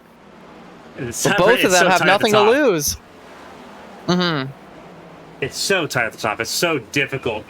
And Swatsworth knows what it's like to win here. Yeah, absolutely. But he also knows he has more to lose. He doesn't need to win to make the championship here. He just needs to have a decent finish to be in pretty comfortably. Peach has nothing to lose, and neither does Height, so I'm pretty sure he knows that. Dalton Hayes using the bumper there on Dean Clavet gets him a little squirrely on the bottom as Clavet starts to fall back through the field. Clavet's just not gotten around Proudfoot. He got close, but this is the pressure cooker of the group. Yeah, and I think he used up a lot of his stuff trying to do that. Proudfoot just doing what he needs to do here. Looks like now he might finally have a chance, but can't quite get there. Can't get the exit he needed, and that's going to allow Proudfoot to come back on the top. Now Clavet gets in deep, hits him, moves him out of the way, and Proudfoot hangs on, but Hayes is going to take advantage too. Yeah, Proudfoot. If he was going to do that, he needed to do that about 10 laps earlier, though, because now it's a whole second and change up to Henderson. It may be too late. He was trying so hard to be nice about it, but Proudfoot was just in the way, and honestly, I'm kind of with you on that one. I would have done it immediately. Yeah, if he was gonna pull that card, he needed to pull it now because he's still out of the championship right now. He needed to have done that 10 laps ago and done it to Henderson and Meredith, and then got up to Peach and started doing it. If he was gonna go aggressive, he needed to go aggressive. So he got the job done, but he's got a long way to go if he wants to make it to the victory lane because he is in a must-win situation. And look at this gaggle for the lead. Peach still not around Swatsworth yet, but they've both caught back up to height, so anything's possible. Katie's trying to save her stuff a little bit more, trying to save off for that last 20 lap stanza. Oh, well, she knows. She's also saving, as you saw at the bottom of your screen, she's saving to get through lap traffic a little bit easier because there is McBride and Pelletier Sharp battling for spots up here. Not for a position right now, but battling for track position as McBride runs that top lane, not giving Height a whole lot of room, and Peach has to back out of it on Swatsworth. Yeah, the bad part is, like, for Swatsworth and Peach, they have been catching up by using the top lane. They can't do that now with lap traffic occupying that spot. Yeah, but Height can't pull away either, but she has been using the bottom lane, so you're absolutely right. This is going to be advantage for her because she's saving tires anyway. 23 to go. And a half. They made it very easy for all three to try to do that, but that gap went from being 0.3 to 0.6. That's what that meant. And still one more lap car ahead of Height before a little bit of reprieve, but that's Gaiman who gets off and out of the way. So Gaiman's trying to gain spots on Moutre. Yeah. He's got to gain. At least I think that was Gaiman. It might have been Gibney. Caution. Doesn't matter. Yeah, caution's out, and I think that might have been Dalton Hayes. It might have been. If it was, that would have been the third time tonight. No, it might be out for Denny. Brought one out. No, because Denny was the one who pit. Excuse me, I thought it was Gaiman with the black and the yellow, but I have to double check here. Who? Oh, yeah, Denny. No. Oh, it was Dean Clavitt and Henderson. And Henderson wasn't close to Clavitt before, so Henderson's made a mistake. Yeah, he's made a couple mistakes to get that close to Clavitt. So we'll go back a couple laps here. We're not going to find out what happened to cause Henderson to drop back so far. Doesn't look like there's any massive damage on that car, so could have just been another tail slap and get loose and save it type of deal. Yeah. Henderson had that before too. And look at how much time he's given up here. Lots of people pit, by the way. Everybody on the lead lap in the pit lane. And that's, yeah. And nothing that the 50 of Hayes can do there. Nothing really that Henderson could do either. I think Dean Clavitt finally realized that the only shot he wins this is he. You gotta use the curve more. He's not gonna make people happy, but it doesn't matter if he wins the championship. He spent the whole season not making people happy, so I don't think he really cares anymore. It's either him or you at this point, and in Clavitt's eyes, it's gonna be you.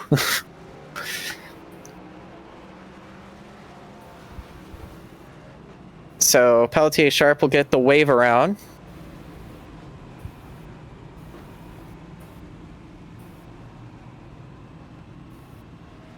But so many laps down, it won't really matter.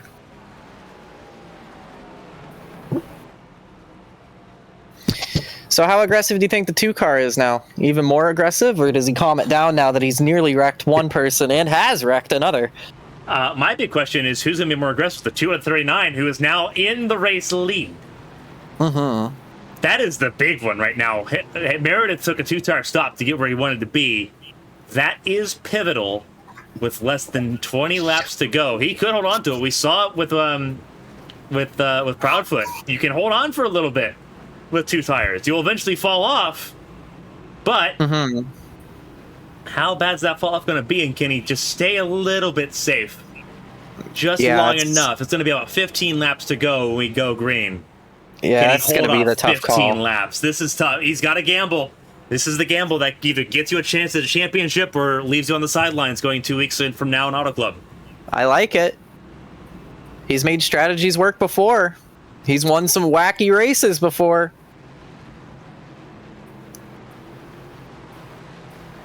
We'll see what the National Guard number 39 can do. What he's banking on, what I would be banking on right now, another quick caution.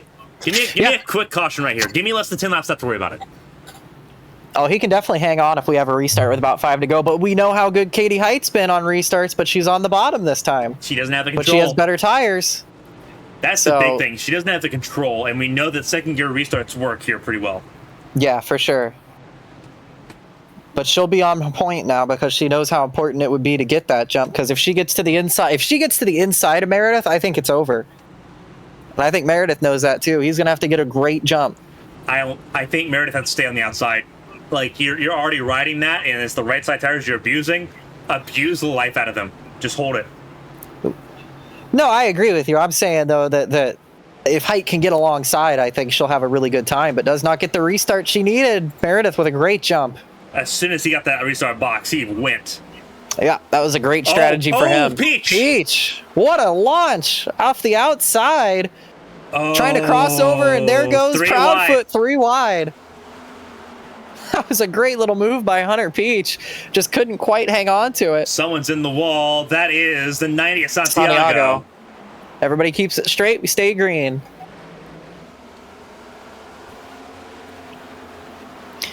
And that little squabble has allowed Meredith to get away a little bit. Yeah, so Height trying to chase down Peach, trying to use everything he's got. Great little move from a race car driver. We've said time and time again, is a scrappy race car driver. He knows how to get things done. Didn't even lose the position, just didn't successfully gain on Height. So why not make that move? Great little job there by the 23. Going to try it again here with a good run off the top side. Oh, trying to thread the needle on the number 11. This is Gaiman's worst nightmare. This is almost assuring that he's not going to be in the championship 4 in 2 weeks. Yeah, absolutely. 10 to go. Peach going for it one more time. Yeah, I think he knows he can't make that bottom work, but he's got to try to do something, and Height knows that too. All right, trying to rattle Katie Height is an insane task, but that's what Peach is trying to do. I think the only person in the world that can rattle Caitlin Height is Caitlin Height. Meredith leads by 3 car lengths over Caitlin Height, who now goes to the bottom of the track. Now it's 2 car lengths. This is where it gets dangerous. Katie Height can close that gap in a hurry. But here's where it gets dangerous for Height, because now she's moved off the top, and Peach keeps running the top. She could get a really good run there, or he can get a really good run on her. Look, right there. Yeah. He's coming with a vengeance. We still stay green here as we get down in the closing stages. Meredith can do exactly what Height did to Peach if she wants. If he wants to hold her off. Just run the lane that is on the top. You hold the top, I think he has a really good chance. It's just if those good years can hold up. Right now, Katie Height's biggest fan, Josh Gaiman. Yeah. If Height can get up there and take the position. It's very close right now. McBride coming down pit lane, but not a factor. 5 to go. 2.5 miles to play. Height getting on the back bumper. Can't quite get there, though. But look how they're all starting to come up. The tires on Meredith starting to give up a little bit. Peach looking to the inside. Height not going to be too bothered by that. She's going to be a little bit bothered now. Yeah, Meredith's a little slow on the top, which is allowing that inside line to actually get a little bit of momentum. He's trying to box Katie in. Peach was on the inside a little bit. And oh, Height looking to the inside. Hits the fender. Can't quite get it done. Here comes Keep an eye on Peach. Keep an eye on Hunter Peach. He really wants to win this. He won stage 2. Height won stage 1. Meredith trying to make the final 4. If you're Peach, are you worried about the race winning? You're worried about helping your teammate make the championship. No, you're worried about winning the race. You don't give a single care about your teammate right now. You're looking at your first career win. Oh, Meredith's got a mirror drive like his life depends on it. Like this is how lap and a half to go. There goes Height to the bottom. Oh, here we go. Watch Swatsworth. Swatsworth in the back. 1 lap to go. Presented by Henderson Graphix. This isn't over by any means. Height on the bottom on fresher tires, but advantage to Meredith on the top. Here we go. Half a lap to go. Meredith. She's not going to have enough. Gonna have it just by a little bit. Meredith is a championship 4 contender. He had to get it done. It's what he had to do. Hunter Peach grabs second. What a fantastic drive by all 4 of these drivers. Swatsworth should make it in on points. Peach, obviously, Height was already locked in. Peach, a non-championship driver, but Meredith is gonna go and race for a championship in California. And I believe it's going to be Height, McDonald, Meredith, and Swatsworth fighting for the championship in 2 weeks' time. What a freaking drive by Meredith. On 2 tires, holding off some of the fastest cars all night. Both are stage winners. Yeah. Getting it done. We'll wait to see officially what the final 4 will be, but we know 3 of them, and one of them's on your screen right now. We'll try and talk to the top 3 when we can. Locked in. Swansworth pointed his way in. That's what I thought, but is that official now? Do we know for sure? That's a guarantee. Yeah, when he scored points, stage 2 was over. Well, there you go. Those will be the 4 that fight for it in 2 weeks' time.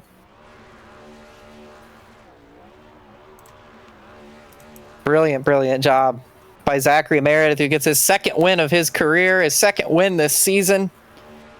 Couldn't come at a more critical time on a 2-tire strategy call. Excellent. Great little race, too. What a fantastic product Bristol's put on tonight.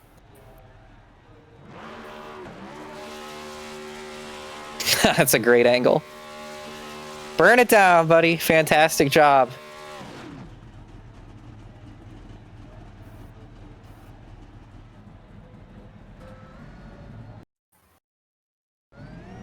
Going to ride on board here a little bit with the 39 of Zachary Meredith. Yeah, and interestingly enough here, to note, keep in mind, no green-white checkered this week. Yeah.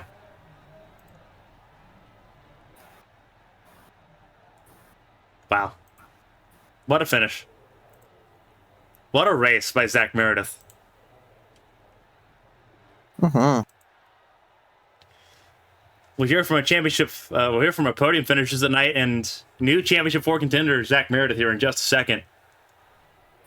Oh, first things first, we'll talk to 3rd place finisher Caitlin Height, who came so close to a race win, but having to settle for 3rd place.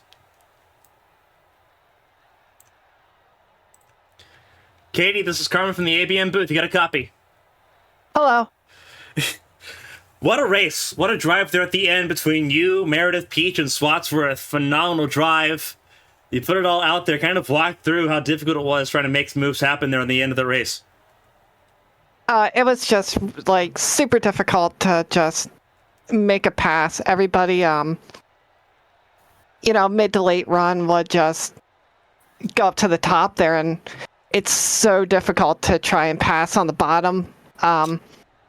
When your tires are just like 20 to 30 laps old, I really needed like longer runs there in order to really pull off passes from the bottom line. But I knew I was fast, and especially in like the last 10 laps there, I knew I was faster than Meredith. It would have been near impossible to actually pass him. I thought about doing 2 tires, but by the time I pulled into my pit stall, I realized that it was too late to make the call, so I had to stick with 4. Obviously a phenomenal showing tonight, but now it's, all eyes focused 2 weeks from now. You get an extra week to kind of focus on Auto Club Speedway. It is a race that is going to have a lot more weight than any other race so far this season. It's a track that I know that you're pretty fond of, and we know races well. How do you get ready for a race like that, knowing that there is a lot more pressure now going into the final race of the season? I don't think I really need to approach it like any differently than what I had been doing the past few weeks here. It's just I have to go out there, execute, and just really make the most of every opportunity. I know like it's a championship race and all of that, but really it's just I have to make every opportunity count and just really put it all out there. Obviously, you had an extra week, you have a week off. You get to kind of relax and enjoy Memorial Day without having to worry about a championship on the line. But it's going to be a lot of fun. You've been phenomenal racing, excellent driving so far in this round of 8. Podiums every race. Phenomenal job. Way to close it down here in Bristol. Before I let you go and kind of let you unwind and relax here, if there's anyone to shout out and say thank you to, Katie, the floor is yours. Congratulations on another podium and some very valuable momentum going into Fontana 2 weeks. Yeah, I just want to thank the admins at HTL for really, once again, doing all the behind-the-scenes work. Both you and Chrissy up in the booth, always commentating. I absolutely love it. Want to say hi to all the fans in chat once again.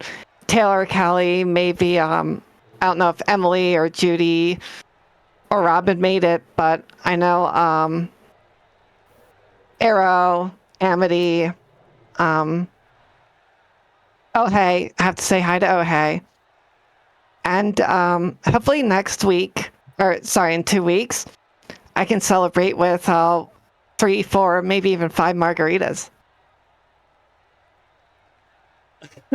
Well, it's been obviously a great round of 8. It puts you in a really good spot for the championship here, Katie. And congratulations on the podium, and obviously still a strong front-running contender for the championship 2 weeks in Fontana. Enjoy the race win, and enjoy the week off next week. Okay, thanks. My God. She's quite the character. Absolutely. If anybody even understands that one, no, you don't. Yeah. Congrats to Katie. The third place finish tonight. Podiumed every race in the round of 8. Strong showing here tonight at Bristol Motor Speedway. But now we got teammates to talk to. Starting off with Hunter Peach, who, once again, another second-place finish in ABM Broadcasting. It never stops for Hunter Peach. We'll hear his perspective here. So close, yet so far away. Hunter, this is Carmen from the ABN booth. You had a copy. Yes, sir. What a drive. Second place. Just a wild race. Had to battle your teammate there at the end, had to battle a lot there at the end, but walk through for all the fans watching at home just how difficult it was battling there at the end, that last 30, 40 lap stanza. Pretty difficult to say the least. I wanted to save tires, but cautions kept falling, so I guess it just became just whoever could run the top better and just go all out. That's what everybody was doing. And then it's just the bottom can never go on the restart, so I could never get a restart. I always lined up on the bottom. I'm like, God, now I'm losing more spots to Shad and all of them. I'm like, I knew I had a car capable of winning, and it's just I couldn't ever get that clean air. And it's like you saw it. I don't know if you saw it a little bit when I was battling Shad. I couldn't get to his outside to clear him, but it was just difficult to pass all night. I mean, I don't know what else to do. Obviously, a lot of work going into tonight's race. You put in so much effort. It's another second place finish, but the pace you've shown the last couple weeks have been phenomenal. How do you possibly close out and play spoiler in 2 weeks at Fontana? Win the race. I mean, that's the best way to say it. I mean, ever since Atlanta, when I got in the Boone at second, I mean, we've been so close every week. I mean, I used to struggle with these cars, and I think I'm starting to find the momentum because these last couple weeks, I mean, I even told you back at Darlington that I felt optimistic about Chicagoland. I felt optimistic about, saying Dave was my last chance to win. And I go in the Chicagoland, we had a shot to win, so that yellow fell racing Caitlin, which is a great battle. And then coming in tonight, I mean, did a few practice, and I kind of figured out how to run the bottom and the top, and I really love this track on the top. I just couldn't get the clean air, but I mean, I'm so close right there, and it's just finding a little bit to try to finish out the race. But I mean, we won a stage, we led some laps, we showed good pace. Overall, congrats to Zach. I mean, he drove a phenomenal race. I mean, I was talking to him all night. The whole team did great. Alyssa starting second. Me starting up, I think, 5th. I mean, we all qualified top 10. We all ran up front. Just great race overall by all the team, and just to work together. It's been obviously a phenomenal season seeing you kind of jump in late here, and obviously the team chemistry between you and Meredith has been pretty high among all the teammates here. Before we let you go and let you celebrate with your teammate here, we'll talk to him in a second. If there's anyone to shout and say thank you to, the floor is yours. I gotta thank, like I said, they're still in the car. I haven't got figured with it. I gotta thank 213 Somewhere, and also Jake Millsap for making this car. I was driving that other one. I had Jake make me this one from Darlington. I kind of stuck with it because ever since I've been driving this one, we've been having good finishes, so I'm staying with it. I gotta thank all my fans out there watching. Paul, Josh, all of them. Gotta thank David for, once again still allowing me to fill in here every Monday, and Blake Henderson, and for what all y'all do. Just so much to think, and just want to get that win so bad. I mean, ever since the open wheel days, but it's right there. As much as I wanted to win tonight, it was racing for Zach. I know Zach had a lot on the line, and I didn't want to really cost him that opportunity. It's best for the team. We'll go to Auto Club next week. We'll try to show great pace and, do the same thing, get out front, and just try to end with a dub. Well, Hunter, congratulations tonight. Second place, another podium in HTL competition with one race to go. We'll keep an eye on that number 23 2 weeks from now in Fontana. Enjoy the podium, and we'll be seeing you 2 weeks from now. Y'all take care. 2 down, 1 to go. Only one person left to speak with, and that's the race winner for tonight.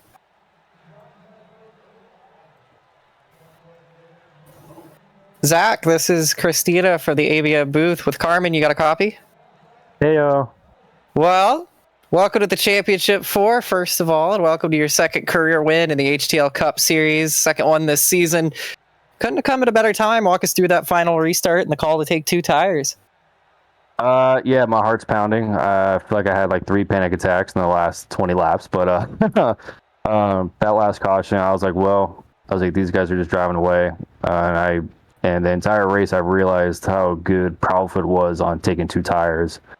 So I was like, you know what? It's just 16 laps to go. Let me see if I can leapfrog these guys. Let me see if they'll take 4 and I'll take 2. And I was the only one that took 2, so I leapfrogged them, and then I was really good on the high side, so I just ripped it on the high side the entire time, and I just had to pinch down Caitlin and Peach or whoever else was going to try low. It's just all I had to do was just try to pinch them off the corner because it's so hard to get a run off on the bottom. I had problems with the bottom all night, just trying to get runs off passing people, but on the high side, as long as you can keep your speed, it was like perfect defense. So if it was maybe like five laps longer, I think Caitlin probably would have beat me. But I was just trying to shoot for third because I knew I had to finish third or higher. But I'll take a win instead. I like that one a lot better. Yeah, where does this one rank? Because obviously Charlotte was kind of a race that you did a fantastic job, but the race itself was marred, a lot of controversy, a lot of frustration. Definitely just all round a lot better performance out of the drivers this time around here. So where does this one rank between the two? This is definitely a lot. I would say this, I won't say by much because I know how bad that Charlotte race was just in terms of cautions and then what everybody was doing to each other. But I would say this is definitely better because I actually ran, I would say, in the top 3 so more than I did in Charlotte. I still ran top 5 in both races a lot, but this track is so much more harder to actually stay up front and not mess up because one little slip, can be the end of your race and you take 10 other people with you. So this was definitely a lot harder. I would say this is definitely more of an earned win than the one in Charlotte. But I'm glad I did pull off the same strategy I did in Charlotte. So I'll do that for what it's worth. Are you going to pull that strategy again in 2 weeks' time, or how are you going to get that 39 atop the championship victory lane? So Auto Club's my favorite track. In every league race I've ever done, I have not finished worse than third. So I really hope that I can just keep doing what I'm doing at that track and just tear it up. I love Auto Club so much, so expect this car not to leave the top 5 in 2 weeks' time. Well, there you go. Sounds like a lot of confidence and a lot of momentum on Zachary Meredith's side. If there's anybody you want to shout out, of course, you can say it now. Congratulations on your second career win, and welcome to the Final Four. Thank you. I appreciate it. I just want to shout out to my teammates and my team, Newfound Glory, Peach, Alyssa, Selena, and DJ. Great team to be a part of, and let's go get this championship. That is a lot of confidence from our winner tonight after a fantastic drive and a great effort to punch his ticket into the Final Four. I'll tell you what, Carmen, not the worst Bristol race I've ever seen. Very, very good, all things considered. Yeah, I think this race tonight, a little more physical, as you're kind of expecting, with it being a knockout race. First time HTL done knockout format for the playoffs. Last season, it was just a regular chase system like what we're using the AB and Admin Box Cup Series. So first time using the knockout stages. So there's going to be a little bit more physical But as we said at the beginning of the race, the cream rises to the top. All the chasers were extremely quick. Hunter Peach, we knew had pace. Proudfoot, we knew was going to have pace. Didn't have it really well in qualifying, but had to go early in qualifying. Didn't have the advantage to really see what was going on. So attrition was still going to take a hold, as it always does. But the racing that we had, I think Race Control did a good job of kind of letting things play out and not being really, I think, button happy with the yellow flags tonight. I think that helped out a lot. We got to see drivers race, and at the end of the race, we had 4 drivers that really wanted a race win. They raced clean, they raced respectful, but they put it all out there. And that's what's made Bristol so great throughout the years. That's what all the memorable moments about Bristol are. And HTL has a little slice of that here tonight. Yeah, absolutely. Fantastic job. Lots of fun to be here with you and do it always. And I don't really have any closing thoughts. I think we saw everything we needed to see out of a Bristol race to make it entertaining. And now we got a great group of 4 drivers that are ready to go for a championship in 2 weeks. Yeah, absolutely. Here, trying to get the overlays to work and get us the results that we want here. Yeah, phenomenal race. Zach Meredith, I think, did everything he needed to. It's a very well-timed maneuver to get himself into the race lead and be able to hold on to it. You could tell that he was kind of skirting by as minimal as he could here to make something happen, and it worked out brilliantly for him. Obviously, when we get the results, pull it up here. Hunter Peach, second place, again, another podium for him. Katie Height, third place, did not finish outside the podium once in the round of 8. That was crucial, I think. First, second, and third. Yeah, we had every step of the podium covered up here. Yeah, that's just a very impressive result here as we see the results pop up on your screen. The night race here at Bristol, Zach Meredith, Hunter Peach, 1-2 for NFG Motorsports. For DJ Anderson, his team got to be very happy. It was a split result. Half the team did well, half the team didn't. But for the half of the team that did well, they did as perfect as you could do. 1, 2, 3 for Toyota. Arrowhead Racing's Caitlin Height, championship contender, championship leader for most of the season, has one more race to try to close out what has been almost a near-perfect season for that 11 crew. Shad Swatsworth, he goes to the championship 4 as well. Brendan Proudfoot, top 5 for him, ahead of Dalton Hayes. Angel Santiago finishing 7th, recovering from a lap down early on for him. Was more than 1 lap down and got back on the lead lap and finished 7th, ahead of Dean Clavitt and Blake Henderson, who see their championship runs come to a stop here in Thunder Valley. Yeah, and you got Zach McBride, who gets another solid top 10. A good day for the 47 despite his issues, but he does finish 7 laps down, but the attrition rate was high, so he ends up with a top 10 after it's all said and done. Gary Donaldson in 11th and Alfred Denny in 12th. Not the day that Lily Pelletier Sharp would have wanted. It was looking really good with starting on the outside pole, but unfortunately big issues set her back. She ends up 52 laps down, but 13th, so still an okay finish for her. Ryan Moutre, Kevin Gibney flipped those two around for 14th and 15th. And Josh Gaiman just about clawed back into the top 15, but not quite enough to get up there. Moutre did end up in the top 15, as did Sharp after going back out after extensive repairs. Elias Flores and Bryce Borer, the pole sitter, another DNF for him, unfortunately. It just seems like it'll never end, and I'm sure he just wants to get things over with in 2 weeks' time and see if the bad omens are finally gone for him. But William Britton in 19th, Dylan McDonald in 20th, doesn't need to worry about finishing 20th tonight, had a great round and locked himself in the beginning of the round in Chicagoland. We'll see him fight for a championship in Auto Club. Selena Thompson, not a great day for her, and Caleb Eichler having a rough one as well. Yeah, that's going to do it from his 22 cars here tonight. 8 more than last season. And we had a lot more action on track here. 250 laps compared to 200 laps, I believe, last time out in last season, I guess, in Bristol. What a round of 8 it's been. Chicagoland, Indianapolis, and Bristol, all 3 of them thrilling and exciting and compelling. We're off next week for Memorial Day, but 2 weeks' time, it's all set sail. Auto Club Speedway. It was our finale for Champ Car last season. HTL took one of our cues. What a track to end a season on. That's where it's going to be. 4 drivers looking for a championship. Could be a very large field trying to play spoiler against those 4. It's now the top 4 against the world going into Fontana. Gonna be exciting. Not a lot going on for us, though, in the meantime. Tuesday, Wednesday, Thursday, we're off. It's practice week for a lot of our stuff. Wednesday practice for the Cup Series at Vegas. Thursday it's Champ Car practice at Barber. Friday we're doing the Twiggy iRacing Series at Charlotte. Sundays at Charlotte. Saturdays at Homestead. That's for Twiggy and ARCs, everything going on. We're also doing an impromptu ABN meetup at the Indianapolis Motor Speedway Sunday, May 28th at the actual Indianapolis Motor Speedway. It's a real-life meetup. If you're all going to the 500 on Sunday, I'll be going. I'll be there. So let us know if you're going as well. But that's sort of everything coming in review. So a very easy week because everyone travels and enjoys the best weekend in motorsports all the way around. What a fun time to be here. What a fun way to end off the season. Just a couple more weeks away from crowning a champion. For everyone tuning in, we appreciate you spending your time with us here on ABN on a wonderful Monday evening.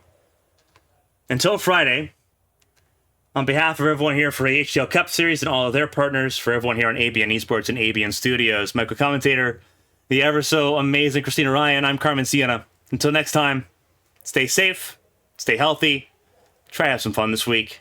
We'll see you at Charlotte Motor Speedway, the home of stock car racing. So long, everybody.